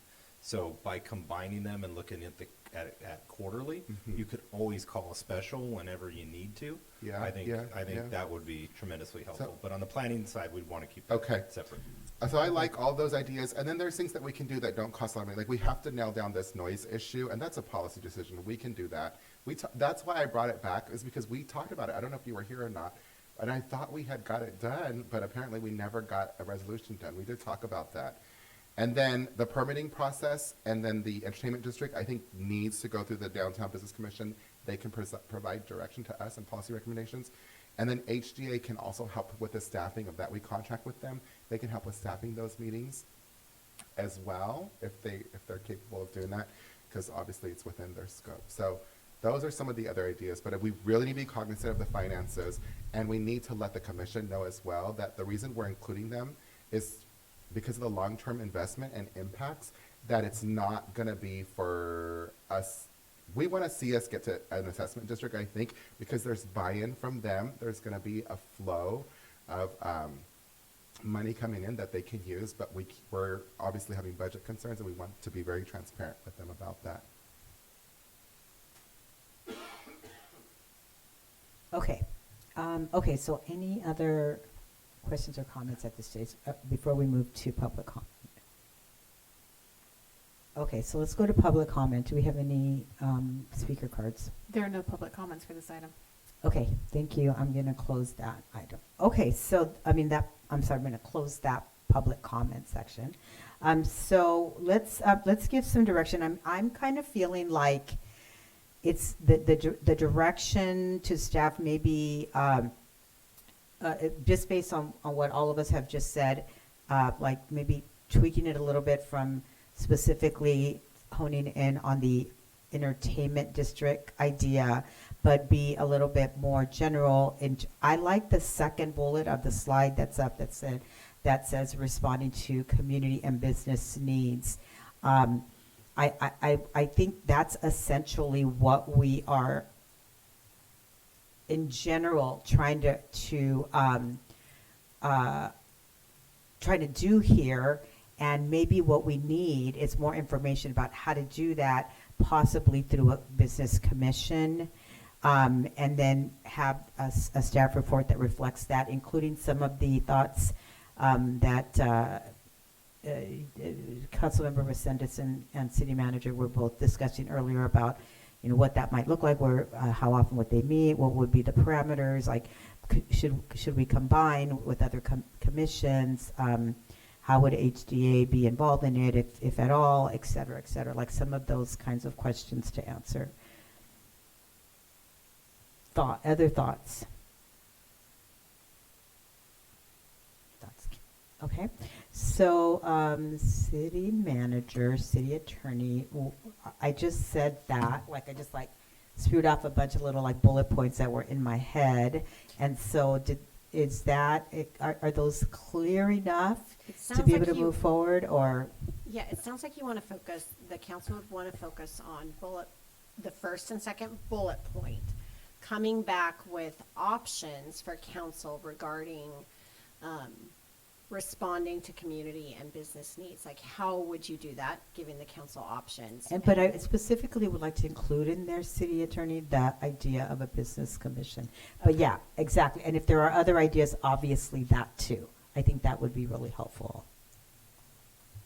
Right? Yeah, and then I heard, Right. just looking at from a policy decision, the noise ordinance in the downtown, I think that can go separately, outside of this conversation. I mean, Right, okay. tweaking the commissions and all of that as bylaw changes, and you have to look at composition and all that, where the noise ordinance, that could go separately and probably be much quicker. Okay. Okay. Is there consensus, though, to Thumbs go in up on that that? direction? That to consider the idea of a commission. So instead of asking them just to answer the why and entertainment districts in general, how do we respond to community business needs, and what would a business commission look like, and would that be helpful in this instance? And are there other ideas for being more responsive to community and business needs? So I'd like to know how much money this is gonna cost. Yeah, I mean, we can bring back ideas that would have a dollar amount associated with them. Even to explore these options, it's gonna cost us money, so. Absolutely. If you can give us an idea, so anytime the council asks for anything and we're hiring consultants, or a law firm to do it, it's costing us $300 to $500 an hour. And every time we ask questions and the research time, that gets billed to us. So to explore these things, it's Yeah. gonna cost us anywhere from $2,000 to $10,000. So I think the more we're conscious about like what we're asking for, and not just say, here's like the world, right, because that's gonna take more time. It's, Right. I'd like to Yes. see us do a special meeting and do an hour or two on understanding the why and what are the business needs. We've had many meetings with the community and the businesses, and they've given us a lot of information. Mhm. I'd like to see that synthesized and made into a work plan, because we kind of already have that.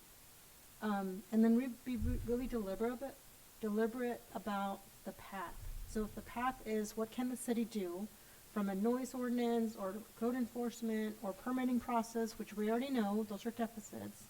We don't have solutions for that yet. Why don't we just start there first? Well, Dave just said, the city manager said that the noise ordinance is a policy that we can bring back as a separate agenda item, so we can kind of eliminate that piece of it.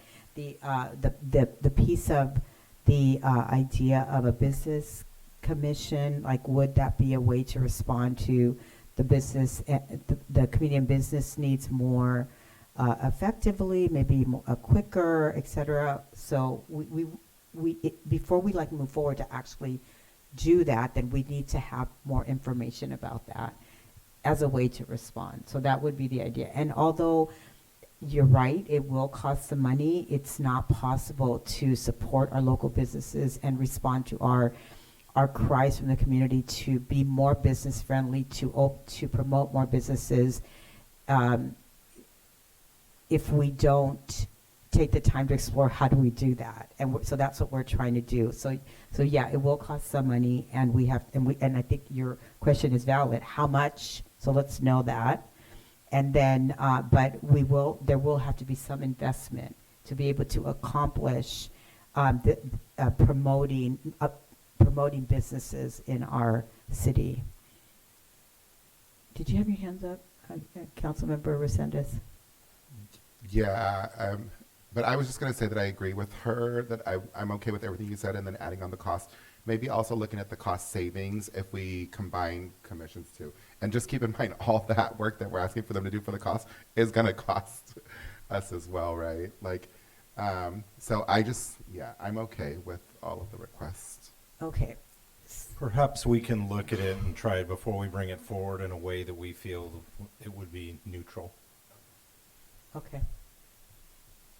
Okay, so And if then, we What can't, was we'll the bring it back and say consensus for we that? can't. so if we started with whatever it is that would be sort of cost neutral rather than like paying any consultants or anything, then are we okay with that exploration? Okay, so we're gonna thumbs up. And then, I mean, we can always then say, wait, this was not enough. Now we know we need a consultant, and then we can choose at that time to do something different if we wanted to, and then have more specific dollar amounts attached to it. Okay, good. Okay, thanks for indulging us in that, and thank you all for your great ideas, and because I think we need to move forward in investing in our business community so that they will then, help us to realize more revenue and to give our community what they're asking us for. Okay, thanks. Thank you, Gail. Mayor, before we go on to the next item, you're going to go past 10 o'clock, and that requires consensus of council. Okay. Consensus. Also, before we start the next item, Mayor Stevens, can I just get confirmation that there is consensus to bring back an update to the noise ordinance? That one was discussed as well, but I didn't see if that was part of that consensus. Okay, thank you. Okay. Next agenda item, a resolution, it's agenda item 7.3, a resolution approving the 2026 through 2030 capital improvement projects plan. Recommended action, receive report, and adopt a resolution approving the 26 through 30 capital improvement projects plan. Okay, staff report, please. Good evening, Mayor, council members, William Vi, Public Works Director. The item before you here tonight is the 5-year capital improvement project plan, and it identifies projects planned to be completed in the next 5 years. Staff have identified numerous projects to be completed next fiscal year and other projects to be scheduled for either design or construction in the following 4 years. Many of these projects are identified in the city's master plans, and others have been identified by staff, residents, and the city council. Most of the projects slated for next fiscal year will be included in the budget for next year, while others will be brought back to council when design and estimates are completed, or when other funding sources become available. The remaining 4 years of the plan are a work in progress. In summary, projects may move forward to the next year or may move back another year, depending on funding, immediate need, and other factors that may change in a year's time. Basically, it's a living document that is updated annually. The largest portion of this year's CIP plan is in Public Works. The projects listed for completion include water, sewer, storm, streets, parks, fire station, and police. Some of these projects have already been designed and are either out for bids now or are being prepared to advertise. Public Works projects include street overlays, ADA ramp upgrades, water line extensions, sewer manhole replacements, stormwater line installations, and domestic wastewater treatment plant upgrades and replacements. There also includes projects for police, fire station, and parks. The total cost for all projects for the next fiscal year is $35,042,907 across various funds. A very small portion is general funds, about $56,000 comes from general fund. The rest of that is from other types of funds. So tonight, staff is asking for council to adopt a resolution approving the 2026 through 2030 CIP plan. And I'm here for any questions you may have. Thank you. Thank you for that. So any questions or comments from council members? Okay, see none. I'm going to ask for public comment on this item. We have one speaker, Cesar Placentia. Okay, thank you. And we're going to still keep it to the 90 minutes that we had earlier, so we can just be consistent. Thank you. Good evening, Mayor, City Council members. My name is Cesar Placencia. I am a union carpenter and a proud Hollister resident. I am here tonight to emphasize the importance of strong pre-qualification language in the city's capital improvement projects. First, I want to commend the city for ensuring these projects follow prevailing wage laws and promote state certified apprenticeship programs. These measures support fair pay, straighten our middle class families, and create real career pathways for the next generation of skilled workers. However, to fully protect these investments, we need to robust pre-qualification standards for contractors. Without them, we risk issues like wage theft, worker misclassification, and unsafe job sites, which have plagued other public projects. These practices hurt workers and compromise the quality of taxpayer-funded infrastructure. By requiring contractors to demonstrate a history of labor compliance, proper use of apprentices, and strong safety records, we ensure that only responsible companies are awarded city projects. These projects and worker guarantees quality construction and ensures taxpayer dollars are spent wisely. I urge the city councils to prioritize strong pre-qualification language to safeguard workers, protect public funds, and build stronger, safer Hollister. Thank you. Thank you, sir. Those are all the comments for this item. Okay, thank you. So we'll close the public comment section and we'll move on for either further discussion or to entertain a motion.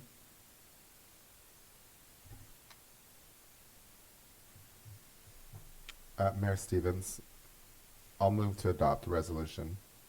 I'll second. All in favor? Aye. Aye. Aye. Thank you. Thank you.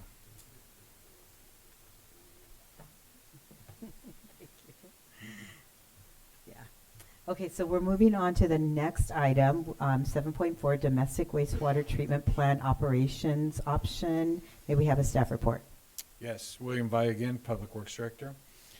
Before you here tonight is staff is seeking direction for an extension to, or possible extension to the agreement with Veolia Water West Operating Services, who operates the domestic wastewater treatment plant. The current contract, the latest amendment, expires on February 6, 2026. This report will summarize 3 options for future operations for the DWWTP that have been identified by staff and seek direction from council on how to proceed. Option number 1 is to extend the current contract with Veolia for the remainder of the original 6-year term. On August 2nd, the city entered, 2010, the city entered into a professional services agreement with Veolia for operations and maintenance services of the DWWTP. The second amendment to the original agreement extended the contract to August 2nd, 2024, and included an option to extend the contract for 1 6-year term at the discretion of the city. On July 30th, 2024, Council approved the 5th amendment to the agreement, which extended the agreement for 18 months. This would leave another 42 months available from the original 6-year option, which would have an ending date of August 6, 2030. This option would cost an estimated $1.5 million for the annual contract amount for staffing. Also with this option in the current agreement, Veolia does pay for maintenance and repairs for anything under $25,000 that happens to come up throughout the year. And all other small items, nuts and bolts and tools and things like that. That's all paid for out of by Veolia. Option number 2 is to operate the domestic plant with city staff. Because of the complexity of the treatment process at the plant, a grade 5 operator certificate is required of the chief operator, and a grade 3 is required of an operator in charge. The city does not currently employ any individuals with the proper certifications required to operate the domestic plant for either of these positions. This option would require recruitment for all positions needed to operate the plant and would cost an estimated $1.1 million for staffing once the positions were filled. It would also require the city to pay for all of those repairs under $25,000. And these estimates for staffing are just a survey of some local cities, Watsonville with the same types of operation, Watsonville, Tracy, things like that, and built off of the current staffing that Veolia has. So it's a very rough estimate, and one of the problems with that that option is actually recruiting people to fill those positions. Grade 5 operators are in very high demand, and they're expensive.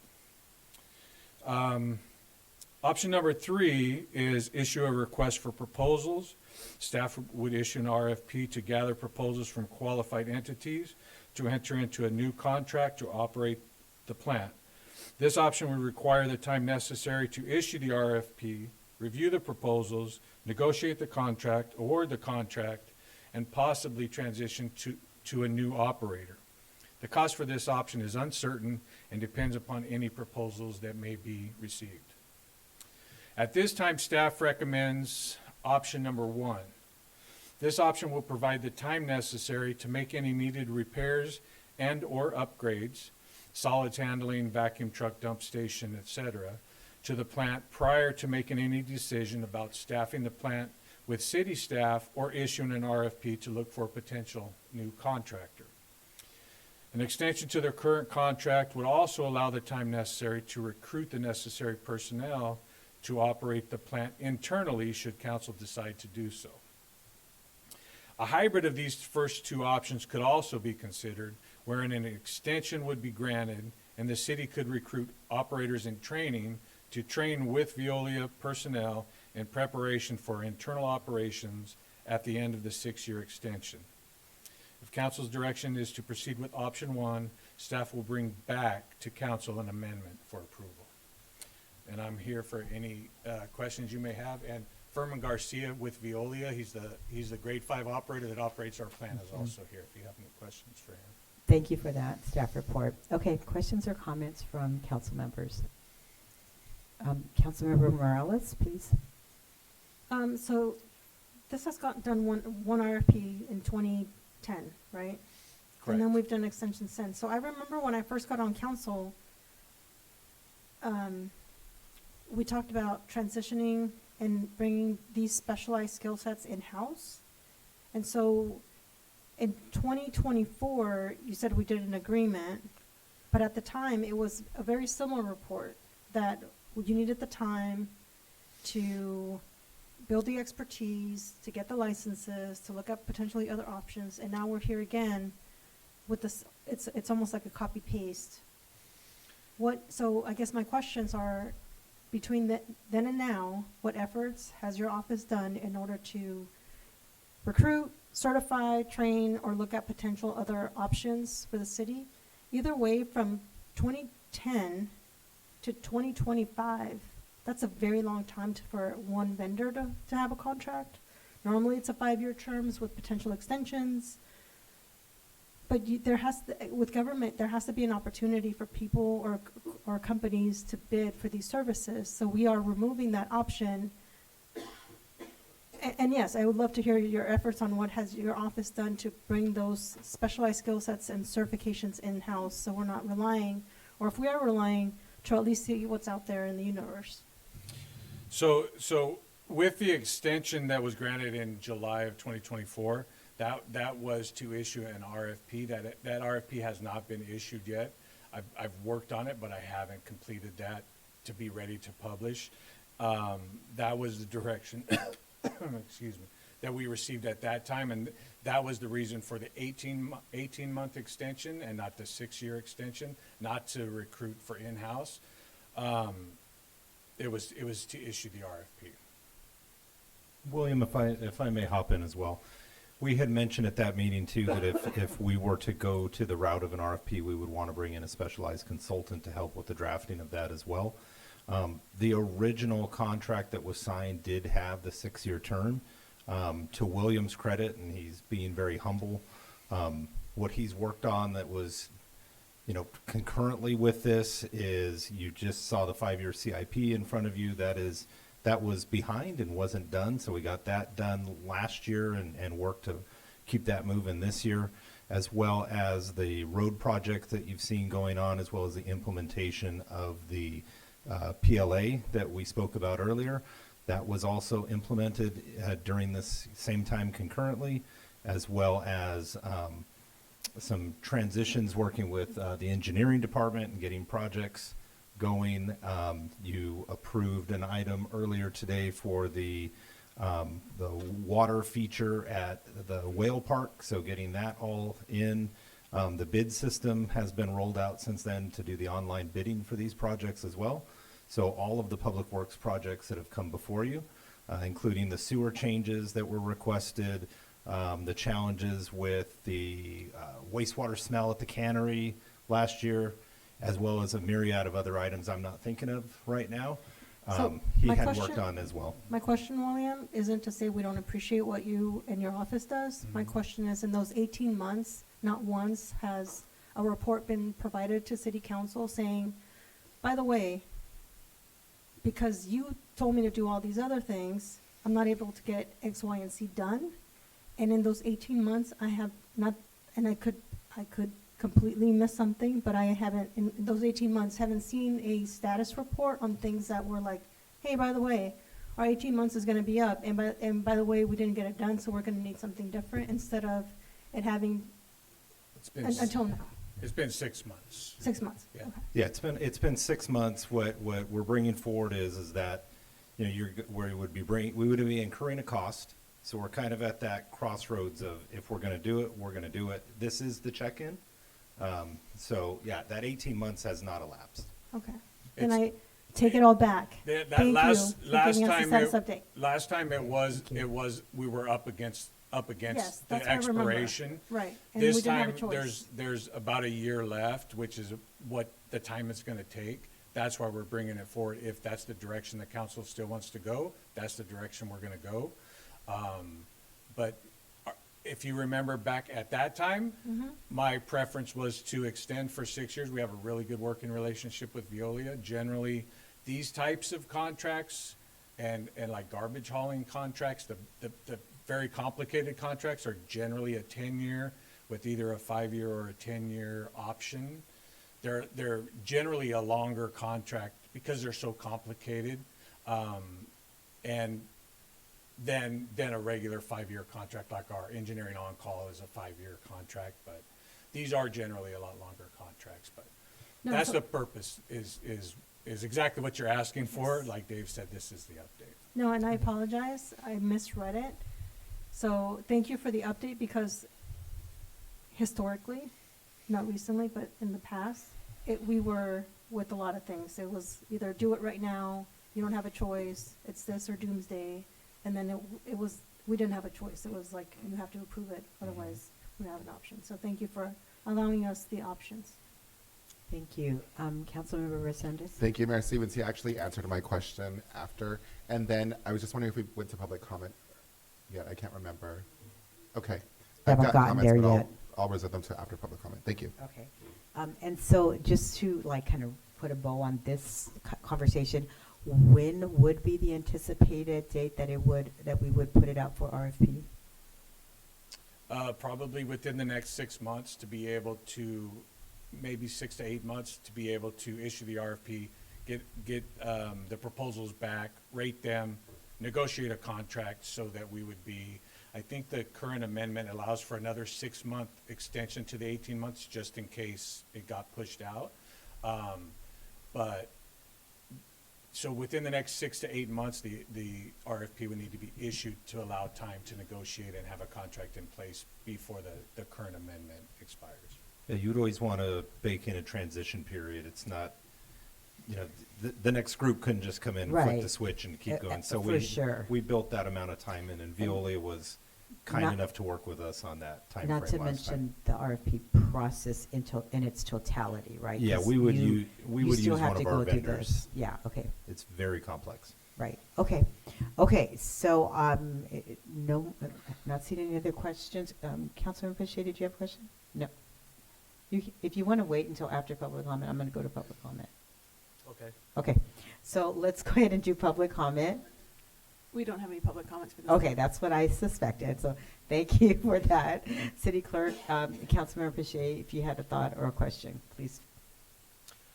Well, I just have a comment and then a question at the end. I mean, it sounds to me like Veolia has been a good partner, and they, you know, we need that. This is a super important public work. We need the water. I just am curious. So I feel like we're satisfied with what we've gotten from the vendor. Absolutely. What my my interest is in the hybrid at the end of the document where it says, option one is the way I'm leaning, but I think that it could be important for us to have somebody on staff that, could train with Veolia, glean some, intelligence off of, we've got a grade 5 operator here. What can we learn from them just to have somebody on staff that has, I'm just interested in having somebody on staff that could learn from their knowledge. Yeah, if I'm not mistaken, it takes about at least 5 years to become a grade 5 operator, correct? With the experience, because there's certifications that you have to take tests, but then it's on the job training too, so you have to have a certain amount of time. Hours. The state regulates the certification program, so depending on the amount of education, the more education you have, the less experience you have. Less education, the more experience. So without let's say, associate's degree, you have to do about 10 years. If you have a bachelor's, you could do it like about 3 or 4. So it's all depending on the experience and education.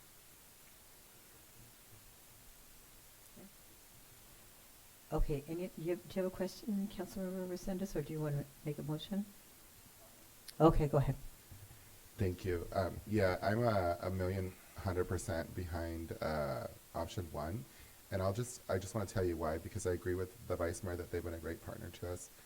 Option two, I don't know if the city's in a position, number one, to start to train somebody, and number two, my fear would be that person could potentially, we're used often as a training ground here in the city and the county, and they're just going to leave us and go get a job somewhere else.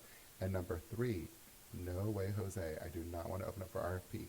We've seen what happens when somebody comes in and contracts with us that's not qualified and has proven not to be as good as a partner with us, such as they have, because of what happened this past summer at the industrial wastewater plant? Yeah, we do not want to do that. So,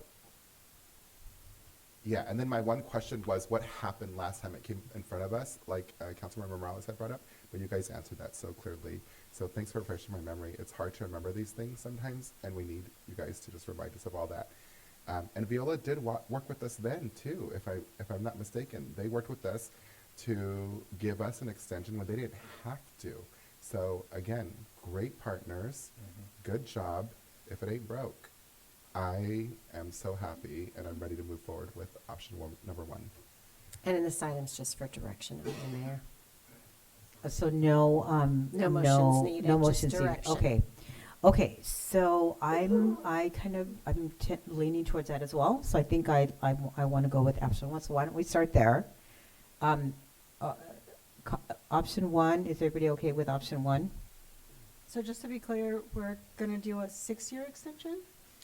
It would be 42 months, the remainder of the 6-year extension. It was an 18 months extension, and then we would add the 42, so it would end up being a 6-year from July 30th.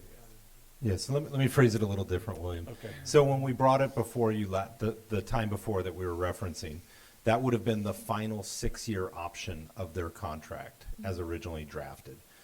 They basically worked with us at the request of council to do 18 months. We did have a pad in there of an additional 6 months. So basically what it would be is we'd go back, we'd work with Veolia and come with basically the exercising of the option for that 6 years, but it's that original term of the 6 years. So that's where William's saying it's, the 42 months or whatnot. So as far as the overall original contract they signed, it would be just working the remainder of their final option.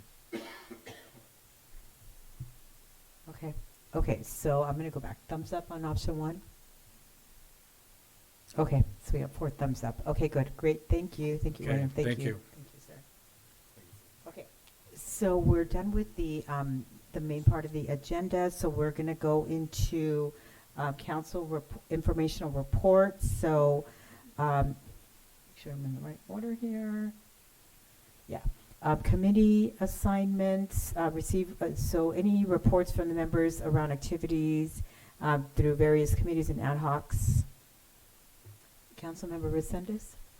Yeah, we were fortunate enough to go to the COG workshop on Highway 25, and kudos to Binu and her staff. And she had Caltrans there as well. A lot of our staff was there in attendance. The county, I believe, had representation. What a great meeting that was. And I told Binu then, I'm going to say it again, in all my years that I've been on COG, I've never seen something executed that good. And even the Caltrans staff said, the stars have aligned. Like, we are all working on the same thing. However, there's still a lot of challenges that came up at that meeting, but I feel very optimistic about the path that we're headed on and the how serious we're being taken now by our partners. So that was nice. Okay. Other committee reports? So I will just report briefly on LabCo. We just added the public representative seat. So we added the public rep and an alternate to LabCo. So now we have a full LabCo again. And we're moving forward with our municipal services report that will later be coming to the council for our input. So look forward to that, which will include a lot of information related to, options for infrastructure and other things. And remember, this is LAFCO's providing us information for potential new things coming forward related to land use and infrastructure and other things such as that. So we will be seeing that coming to this city council pretty soon. And that's all I have to report. Okay, so next is the city manager report. What, council? Yeah, city manager report. Thank you, Mayor. So you may have noticed we have a new face sitting over by our city clerk station. I'm pleased to announce that Mr. Sean Colt has joined the city. Today is day one of week 2 as our new IT director. And so just if you indulge me, just get a little on his background. So he served as a senior IT director at various K-12 organizations throughout California for the past 20 years, where he led initiatives in one-on-one computing, online learning, modernization accomplishments, including modernizing systems, implementing remote learning solutions, improving cybersecurity measures, and keeping children safe online. He grew up in Boise, Idaho, and attended Boise State for undergrad work and has obtained his MBA from Fresno State, as well as multiple industry-specific certifications.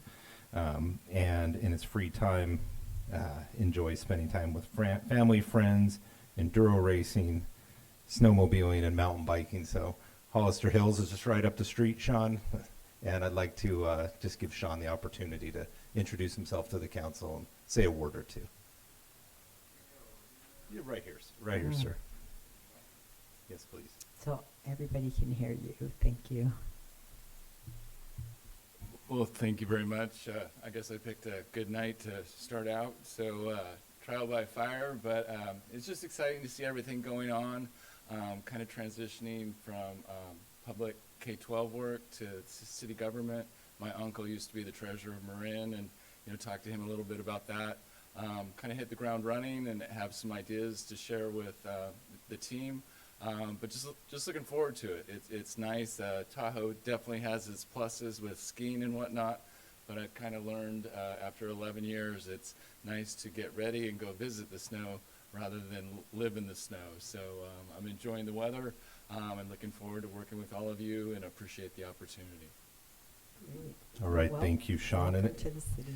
And if I could just say thank you to our other two on our IT team, Ravi Kumar and Eric. They've worked tirelessly since the retirement of Paul to kind of keep the department moving and in partnership with me, but it's pretty much them doing it. Yeah. They did and continue to do a great job. So thank you, Mayor. Thank you. Anything else from city manager? That's it? Okay. Okay, then we are going to move into closed session. So I will have the city attorney read the closed session items.